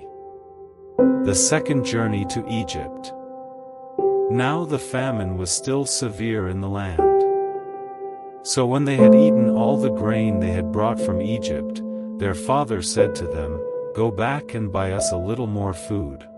But Judah said to him, "The man warned us solemnly, 'You will not see my face again unless your brother is with you. If you will send our brother along with us, we will go down and buy food for you. But if you will not send him, we will not go down, because the man said to us, "You will not see my face again unless your brother is with you." Israel asked, "Why did you bring this trouble on me by telling the man you had another brother?" They replied, "The man questioned us closely about ourselves and our family. 'Is your father still living?' he asked us. 'Do you have another brother?' We simply answered his questions. How were we to know he would say, 'Bring your brother down here'?" Then Judah said to Israel his father, "Send the boy along with me and we will go at once, so that we and you and our children may live and not die. I myself will guarantee his safety, you can hold me personally responsible for him. If I do not bring him back to you and set him here before you, I will bear the blame before you all my life. As it is, if we had not delayed, we could have gone and returned twice." Then their father Israel said to them, "If it must be, then do this. Put some of the best products of the land in your bags and take them down to the man as a gift, a little balm and a little honey, some spices and myrrh, some pistachio nuts and almonds. Take double the amount of silver with you, for you must return the silver that was put back into the mouths of your sacks. Perhaps it was a mistake. Take your brother also and go back to the man at once. And may God Almighty grant you mercy before the man so that he will let your other brother and Benjamin come back with you. As for me, if I am bereaved, I am bereaved." So the men took the gifts and double the amount of silver, and Benjamin also. They hurried down to Egypt and presented themselves to Joseph. When Joseph saw Benjamin with them, he said to the steward of his house, "Take these men to my house, slaughter an animal and prepare a meal, they are to eat with me at noon." The man did as Joseph told him and took the men to Joseph's house. Now the men were frightened when they were taken to his house. They thought, "We were brought here because of the silver that was put back into our sacks the first time. He wants to attack us and overpower us and seize us as slaves and take our donkeys." So they went up to Joseph's steward and spoke to him at the entrance to the house. "We beg your pardon, our lord," they said, "we came down here the first time to buy food. But at the place where we stopped for the night we opened our sacks and each of us found his silver, the exact weight, in the mouth of his sack. So we have brought it back with us. We have also brought additional silver with us to buy food. We don't know who put our silver in our sacks." "It's all right," he said. "Don't be afraid. Your God, the God of your father, has given you treasure in your sacks. I received your silver." Then he brought Simeon out to them. The steward took the men into Joseph's house, gave them water to wash their feet and provided fodder for their donkeys. They prepared their gifts for Joseph's arrival at noon, because they had heard that they were to eat there. When Joseph came home, they presented to him the gifts they had brought into the house, and they bowed down before him to the ground. He asked them how they were, and then he said, "How is your aged father you told me about? Is he still living?" They replied, "Your servant our father is still alive and well." And they bowed down, prostrating themselves before him. As he looked about and saw his brother Benjamin, his own mother's son, he asked, "Is this your youngest brother, the one you told me about?" And he said, "God be gracious to you, my son."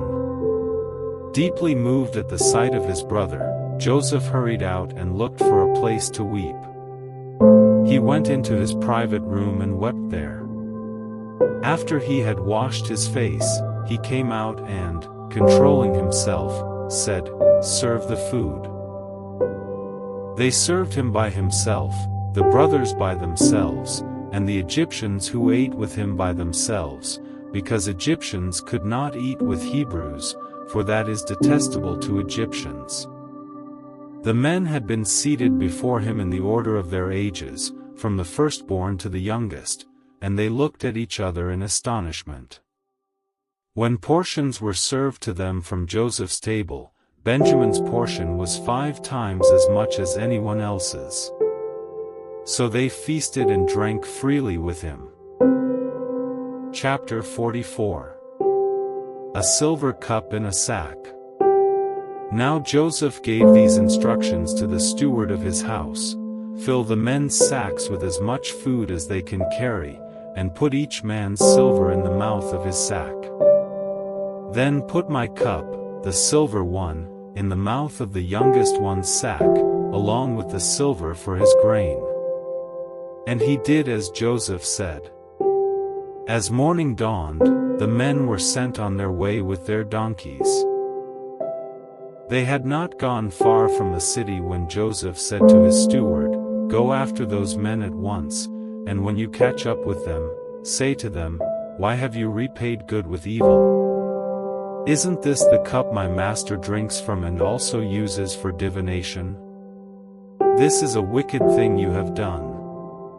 When he caught up with them, he repeated these words to them. But they said to him, "Why does my lord say such things? Far be it from your servants to do anything like that. We even brought back to you from the land of Canaan the silver we found inside the mouths of our sacks. So why would we steal silver or gold from your master's house? If any of your servants is found to have it, he will die, and the rest of us will become my lord's slaves." "Very well, then," he said, "let it be as you say.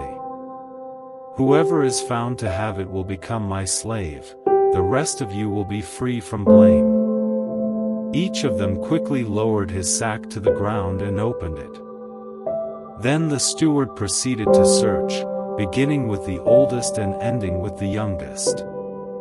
And the cup was found in Benjamin's sack. At this, they tore their clothes. Then they all loaded their donkeys and returned to the city. Joseph was still in the house when Judah and his brothers came in, and they threw themselves to the ground before him. Joseph said to them, "What is this you have done? Don't you know that a man like me can find things out by divination? What can we say to my lord?" Judah replied, "What can we say? How can we prove our innocence? God has uncovered your servant's guilt. We are now my lord's slaves. We ourselves and the one who was found to have the cup." But Joseph said, "Far be it from me to do such a thing. Only the man who was found to have the cup will become my slave. The rest of you, go back to your father in peace." Then Judah went up to him and said, "Pardon your servant, my lord, let me speak a word to my lord. Do not be angry with your servant, though you are equal to Pharaoh himself." My lord asked his servants, "Do you have a father or a brother?" And we answered, "We have an aged father, and there is a young son born to him in his old age. His brother is dead, and he is the only one of his mother's sons left, and his father loves him. Then you said to your servants, 'Bring him down to me so I can see him for myself.' And we said to my lord, 'The boy cannot leave his father. If he leaves him, his father will die.' But you told your servants, 'Unless your youngest brother comes down with you, you will not see my face again.' When we went back to your servant my father, we told him what my lord had said. Then our father said, 'Go back and buy a little more food.' But we said, 'We cannot go down. Only if our youngest brother is with us will we go. We cannot see the man's face unless our youngest brother is with us.' Your servant my father said to us, 'You know that my wife bore me 2 sons. One of them went away from me, and I said, He has surely been torn to pieces. And I have not seen him since. If you take this one from me too and harm comes to him, you will bring my gray head down to the grave in misery. So now, if the boy is not with us when I go back to your servant my father, and if my father, whose life is closely bound up with the boy's life, sees that the boy isn't there, he will die. Your servants will bring the gray head of our father down to the grave in sorrow.' Your servant guaranteed the boy's safety to my father. I said, 'If I do not bring him back to you, I will bear the blame before you, my father, all my life. Now then, please let your servant remain here as my lord's slave in place of the boy, and let the boy return with his brothers. How can I go back to my father if the boy is not with me? No. Do not let me see the misery that would come on my father." Chapter 45. Joseph makes himself known. Then Joseph could no longer control himself before all his attendants, and he cried out, "Have everyone leave my presence." So there was no one with Joseph when he made himself known to his brothers. And he wept so loudly that the Egyptians heard him, and Pharaoh's household heard about it. Joseph said to his brothers, "I am Joseph. Is my father still living?" But his brothers were not able to answer him, because they were terrified at his presence. Then Joseph said to his brothers, "Come close to me." When they had done so, he said, "I am your brother Joseph, the one you sold into Egypt. And now, do not be distressed and do not be angry with yourselves for selling me here, because it was to save lives that God sent me ahead of you. For 2 years now there has been famine in the land, and for the next 5 years there will be no plowing and reaping. But God sent me ahead of you to preserve for you a remnant on earth and to save your lives by a great deliverance. So then, it was not you who sent me here, but God. He made me father to Pharaoh, lord of his entire household and ruler of all Egypt. Now hurry back to my father and say to him, this is what your son Joseph says, God has made me lord of all Egypt. Come down to me, don't delay. You shall live in the region of Goshen and be near me, you, your children and grandchildren, your flocks and herds, and all you have. I will provide for you there, because 5 years of famine are still to come. Otherwise you and your household and all who belong to you will become destitute. You can see for yourselves, and so can my brother Benjamin, that it is really I who am speaking to you. Tell my father about all the honor accorded me in Egypt and about everything you have seen. And bring my father down here quickly." Then he threw his arms around his brother Benjamin and wept, and Benjamin embraced him, weeping. And he kissed all his brothers and wept over them. Afterward his brothers talked with him. When the news reached Pharaoh's palace that Joseph's brothers had come, Pharaoh and all his officials were pleased. Pharaoh said to Joseph, "Tell your brothers, do this. Load your animals and return to the land of Canaan, and bring your father and your families back to me. I will give you the best of the land of Egypt and you can enjoy the fat of the land." You are also directed to tell them, "Do this. Take some carts from Egypt for your children and your wives, and get your father and come. Never mind about your belongings, because the best of all Egypt will be yours." So the sons of Israel did this. Joseph gave them carts, as Pharaoh had commanded, and he also gave them provisions for their journey. To each of them he gave new clothing, but to Benjamin he gave 300 shekels of silver and 5 sets of clothes. And this is what he sent to his father: 10 donkeys loaded with the best things of Egypt, and 10 female donkeys loaded with grain and bread and other provisions for his journey.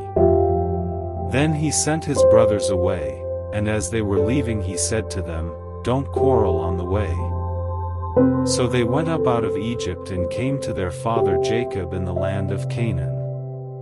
They told him, "Joseph is still alive. In fact, he is ruler of all Egypt." Jacob was stunned, he did not believe them. But when they told him everything Joseph had said to them, and when he saw the carts Joseph had sent to carry him back, the spirit of their father Jacob revived. And Israel said, "I'm convinced. My son Joseph is still alive. I will go and see him before I die." Chapter 46. Jacob goes to Egypt. So Israel set out with all that was his, and when he reached Beersheba, he offered sacrifices to the God of his father Isaac. And God spoke to Israel in a vision at night and said, "Jacob, Jacob." "Here I am," he replied. "I am God, the God of your father," he said. "Do not be afraid to go down to Egypt, for I will make you into a great nation there. I will go down to Egypt with you, and I will surely bring you back again. And Joseph's own hand will close your eyes." Then Jacob left Beersheba, and Israel's sons took their father Jacob and their children and their wives in the carts that Pharaoh had sent to transport him. So Jacob and all his offspring went to Egypt, taking with them their livestock and the possessions they had acquired in Canaan. Jacob brought with him to Egypt his sons and grandsons and his daughters and granddaughters, all his offspring. These are the names of the sons of Israel, Jacob and his descendants, who went to Egypt. Reuben, the firstborn of Jacob. The sons of Reuben: Hanok, Palu, Hezron and Carmi. The sons of Simeon: Jemuel, Jamin, Ohad, Jachin, Zohar and Shaul the son of a Canaanite woman. The sons of Levi: Gershon, Kohath and Merari. The sons of Judah: Onan, Shelah, Perez and Zerah, but and Onan had died in the land of Canaan. The sons of Perez: Hezron and Hamul. The sons of Issachar: Tola, Pua, Jashub and Shimron. The sons of Zebulun: Sered, Elon and Yaleel. These were the sons Leah bore to Jacob in Paddan Aram, besides his daughter Dinah. These sons and daughters of his were 33 in all. The sons of Gad: Zephon, Di, Haggi, Shuni, Esban, Eri, Arodi and Areli. The sons of Asher: Imnah, Ishva, Ishvi and Beriah. Their sister was Sarah. The sons of Beriah: Heber and Malkiel. These were the children born to Jacob by Zilpah, whom Laban had given to his daughter Leah. 16 in all. The sons of Jacob's wife Rachel: Joseph and Benjamin. In Egypt, Manasseh and Ephraim were born to Joseph by Asenath daughter of Potipharah, priest of On. The sons of Benjamin: Bela, Becher, Ashbel, Gera, Naaman, Ahi, Rosh, Muppim, Huppim and Ard. These were the sons of Rachel who were born to Jacob, 14 in all. The son of Dan: Hushim. The sons of Naphtali: Jaziel, Guni, Jezer and Shillem. These were the sons born to Jacob by Bilhah, whom Laban had given to his daughter Rachel, 7 in all. All those who went to Egypt with Jacob. Those who were his direct descendants, not counting his sons' wives, numbered 66 persons. With the 2 sons who had been born to Joseph in Egypt, the members of Jacob's family, which went to Egypt, were 70 in all. Now Jacob sent Judah ahead of him to Joseph to get directions to Goshen. When they arrived in the region of Goshen, Joseph had his chariot made ready and went to Goshen to meet his father Israel. As soon as Joseph appeared before him, he threw his arms around his father and wept for a long time. Israel said to Joseph, "Now I am ready to die, since I have seen for myself that you are still alive." Then Joseph said to his brothers and to his father's household, "I will go up and speak to Pharaoh and will say to him, my brothers and my father's household, who were living in the land of Canaan, have come to me. The men are shepherds. They tend livestock, and they have brought along their flocks and herds and everything they own. When Pharaoh calls you in and asks, 'What is your occupation?' you should answer, 'Your servants have tended livestock from our boyhood on, just as our fathers did.' Then you will be allowed to settle in the region of Goshen, for all shepherds are detestable to the Egyptians." Chapter 47.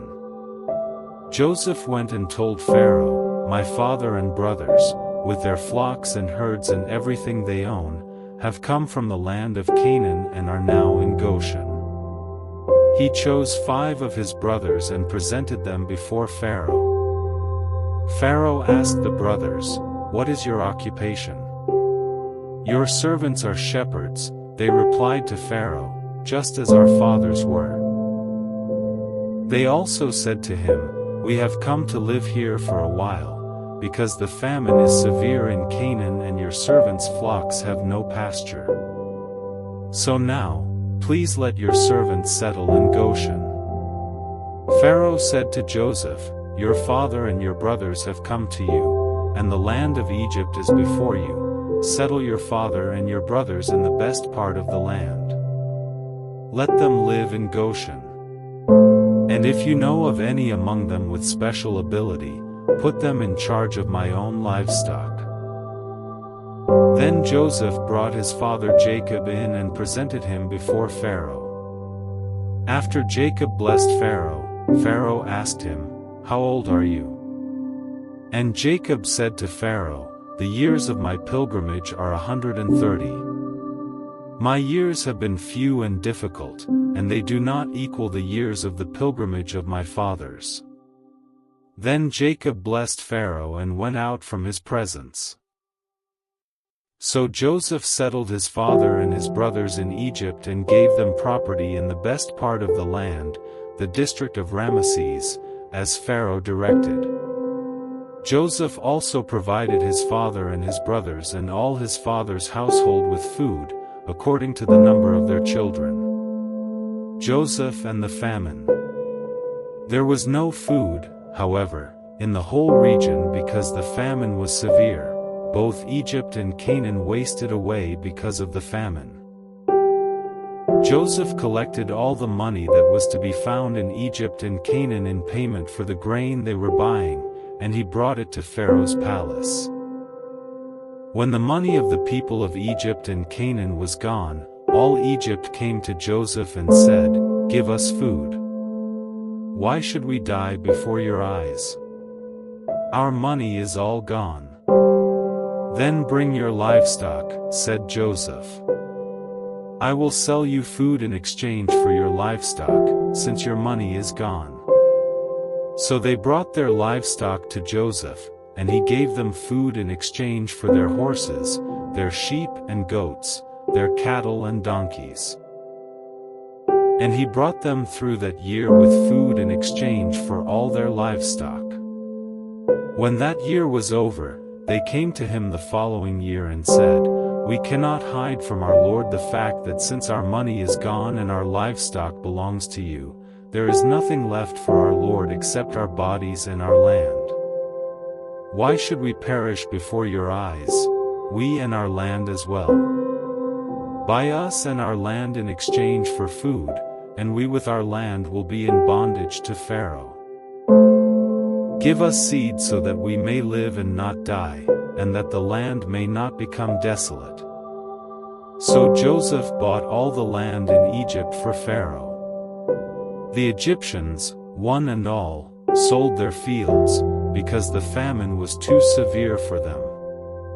The land became Pharaoh's, and Joseph reduced the people to servitude, from one end of Egypt to the other. However, he did not buy the land of the priests, because they received a regular allotment from Pharaoh and had food enough from the allotment Pharaoh gave them.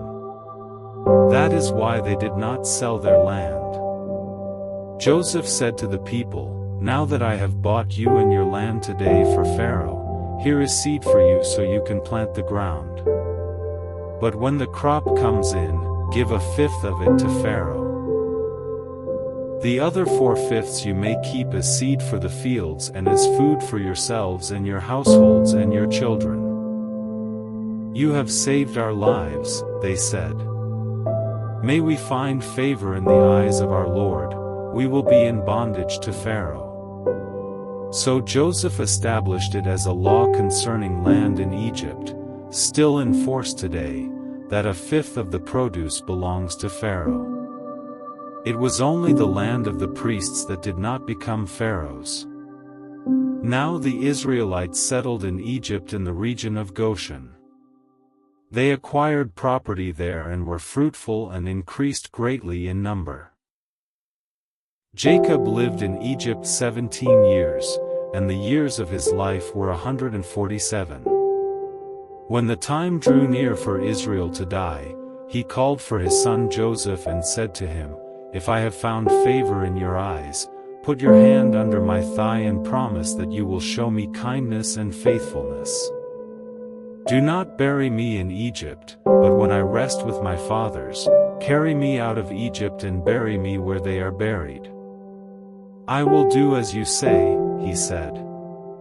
"Swear to me," he said.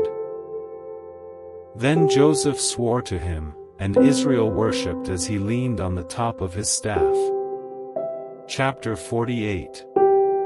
Manasseh and Ephraim. Sometime later Joseph was told, "Your father is ill." So he took his two sons Manasseh and Ephraim along with him. When Jacob was told, "Your son Joseph has come to you," Israel rallied his strength and sat up on the bed. Jacob said to Joseph, "God Almighty appeared to me at Luz in the land of Canaan, and there he blessed me and said to me, 'I am going to make you fruitful and increase your numbers. I will make you a community of peoples, and I will give this land as an everlasting possession to your descendants after you.' Now then, your two sons born to you in Egypt before I came to you here will be reckoned as mine. Ephraim and Manasseh will be mine, just as Reuben and Simeon are mine. Any children born to you after them will be yours. In the territory they inherit they will be reckoned under the names of their brothers. As I was returning from Paddan, to my sorrow Rachel died in the land of Canaan while we were still on the way, a little distance from Ephrath. So I buried her there beside the road to Ephrath, that is, Bethlehem." When Israel saw the sons of Joseph, he asked, "Who are these?" "They are the sons God has given me here," Joseph said to his father. Then Israel said, "Bring them to me so I may bless them." Now Israel's eyes were failing because of old age, and he could hardly see. So Joseph brought his sons close to him, and his father kissed them and embraced them. Israel said to Joseph, "I never expected to see your face again, and now God has allowed me to see your children too." Then Joseph removed them from Israel's knees and bowed down with his face to the ground. And Joseph took both of them, Ephraim on his right toward Israel's left hand and Manasseh on his left toward Israel's right hand, and brought them close to him. But Israel reached out his right hand and put it on Ephraim's head, though he was the younger, and crossing his arms, he put his left hand on Manasseh's head, even though Manasseh was the firstborn. Then he blessed Joseph and said, "May the God before whom my fathers Abraham and Isaac walked faithfully, the God who has been my shepherd all my life to this day, the angel who has delivered me from all harm, may he bless these boys.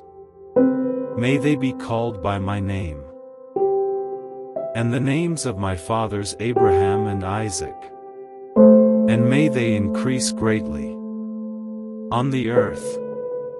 When Joseph saw his father placing his right hand on Ephraim's head he was displeased, so he took hold of his father's hand to move it from Ephraim's head to Manasseh's head.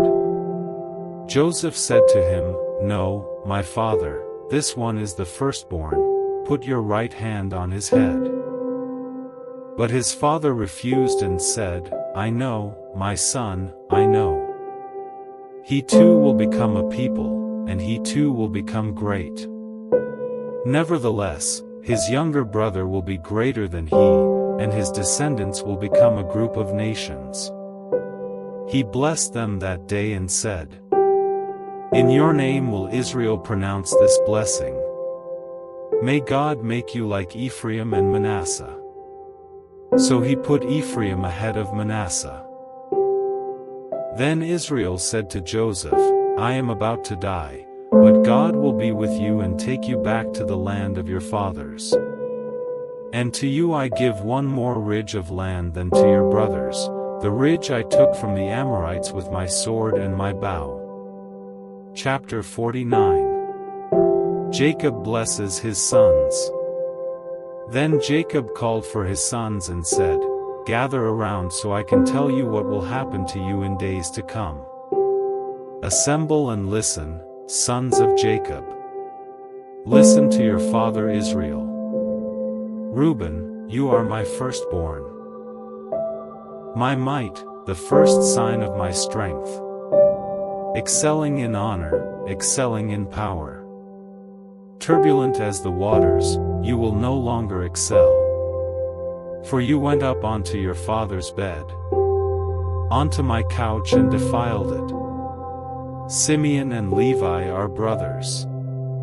Their swords, are weapons of violence. Let me not enter their council. Let me not join their assembly. For they have killed men in their anger, and hamstrung oxen as they pleased.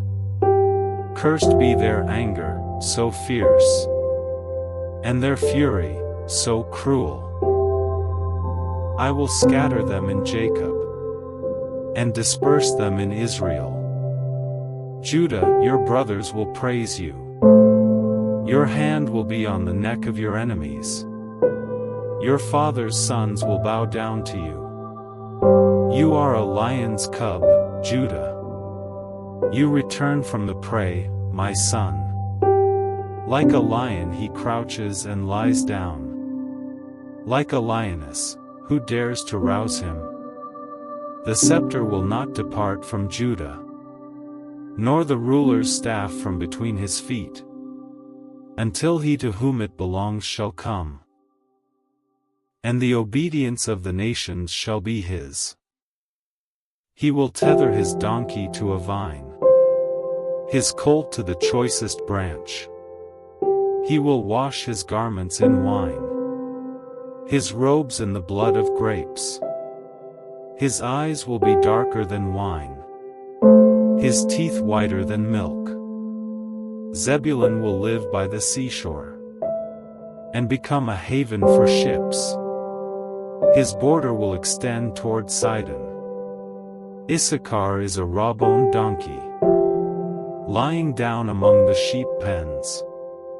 When he sees how good is his resting place, and how pleasant is his land, he will bend his shoulder to the burden, and submit to forced labor.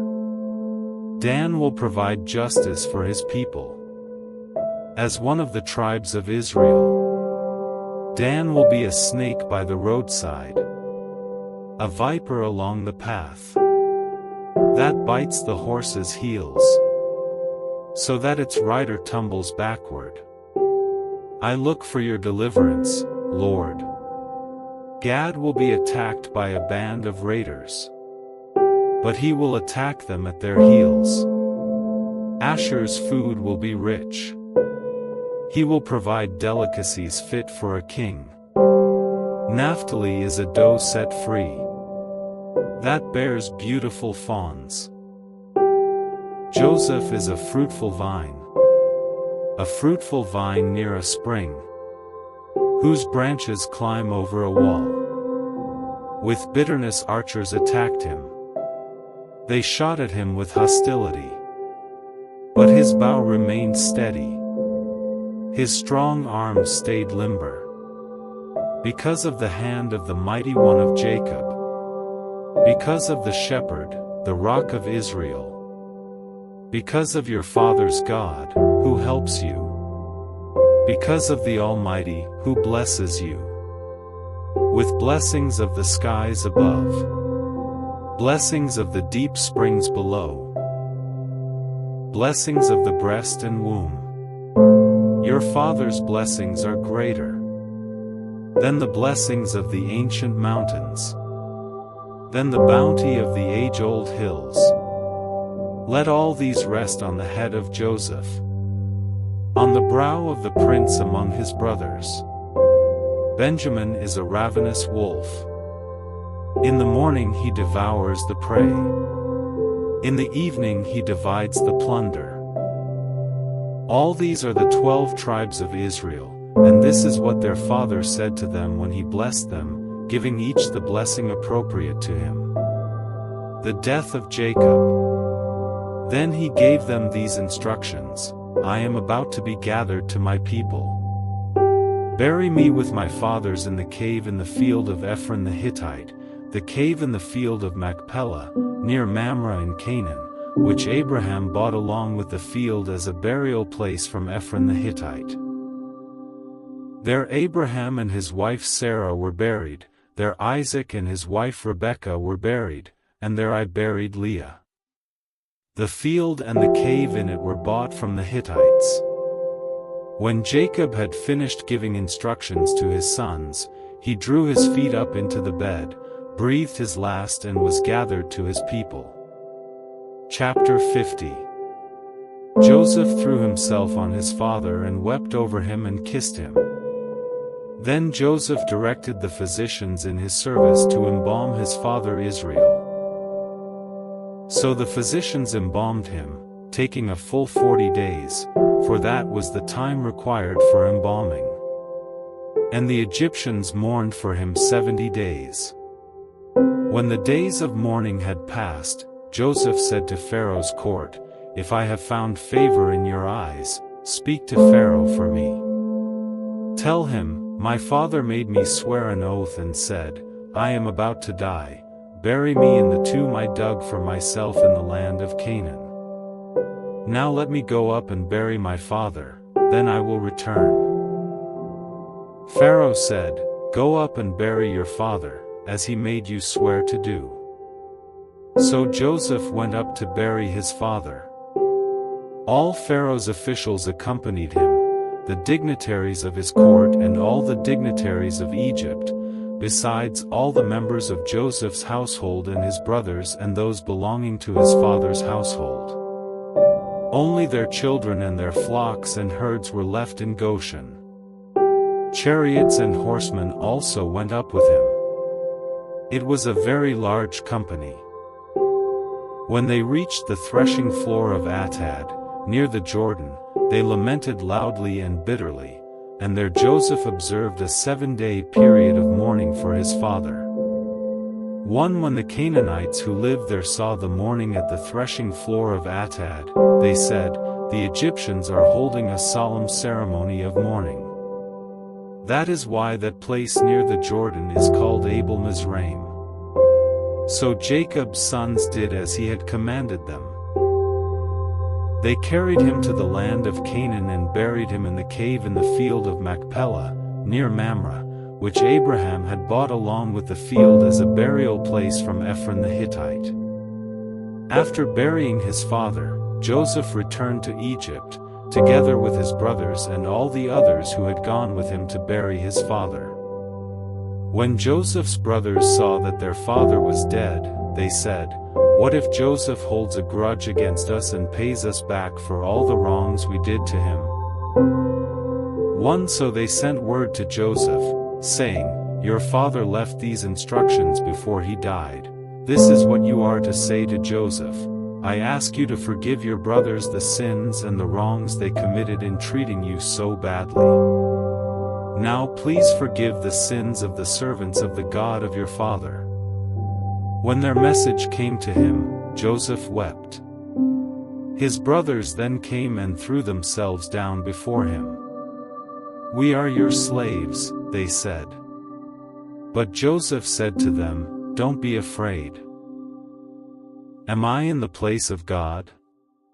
You intended to harm me, but God intended it for good to accomplish what is now being done, the saving of many lives. So then, don't be afraid. I will provide for you and your children." And he reassured them and spoke kindly to them. Joseph stayed in Egypt, along with all his father's family.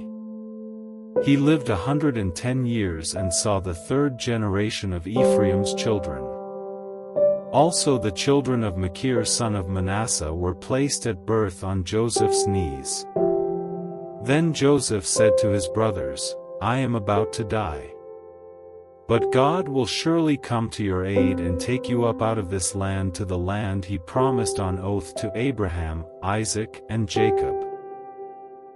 And Joseph made the Israelites swear an oath and said, "God will surely come to your aid, and then you must carry my bones up from this place." So Joseph died at the age of 110.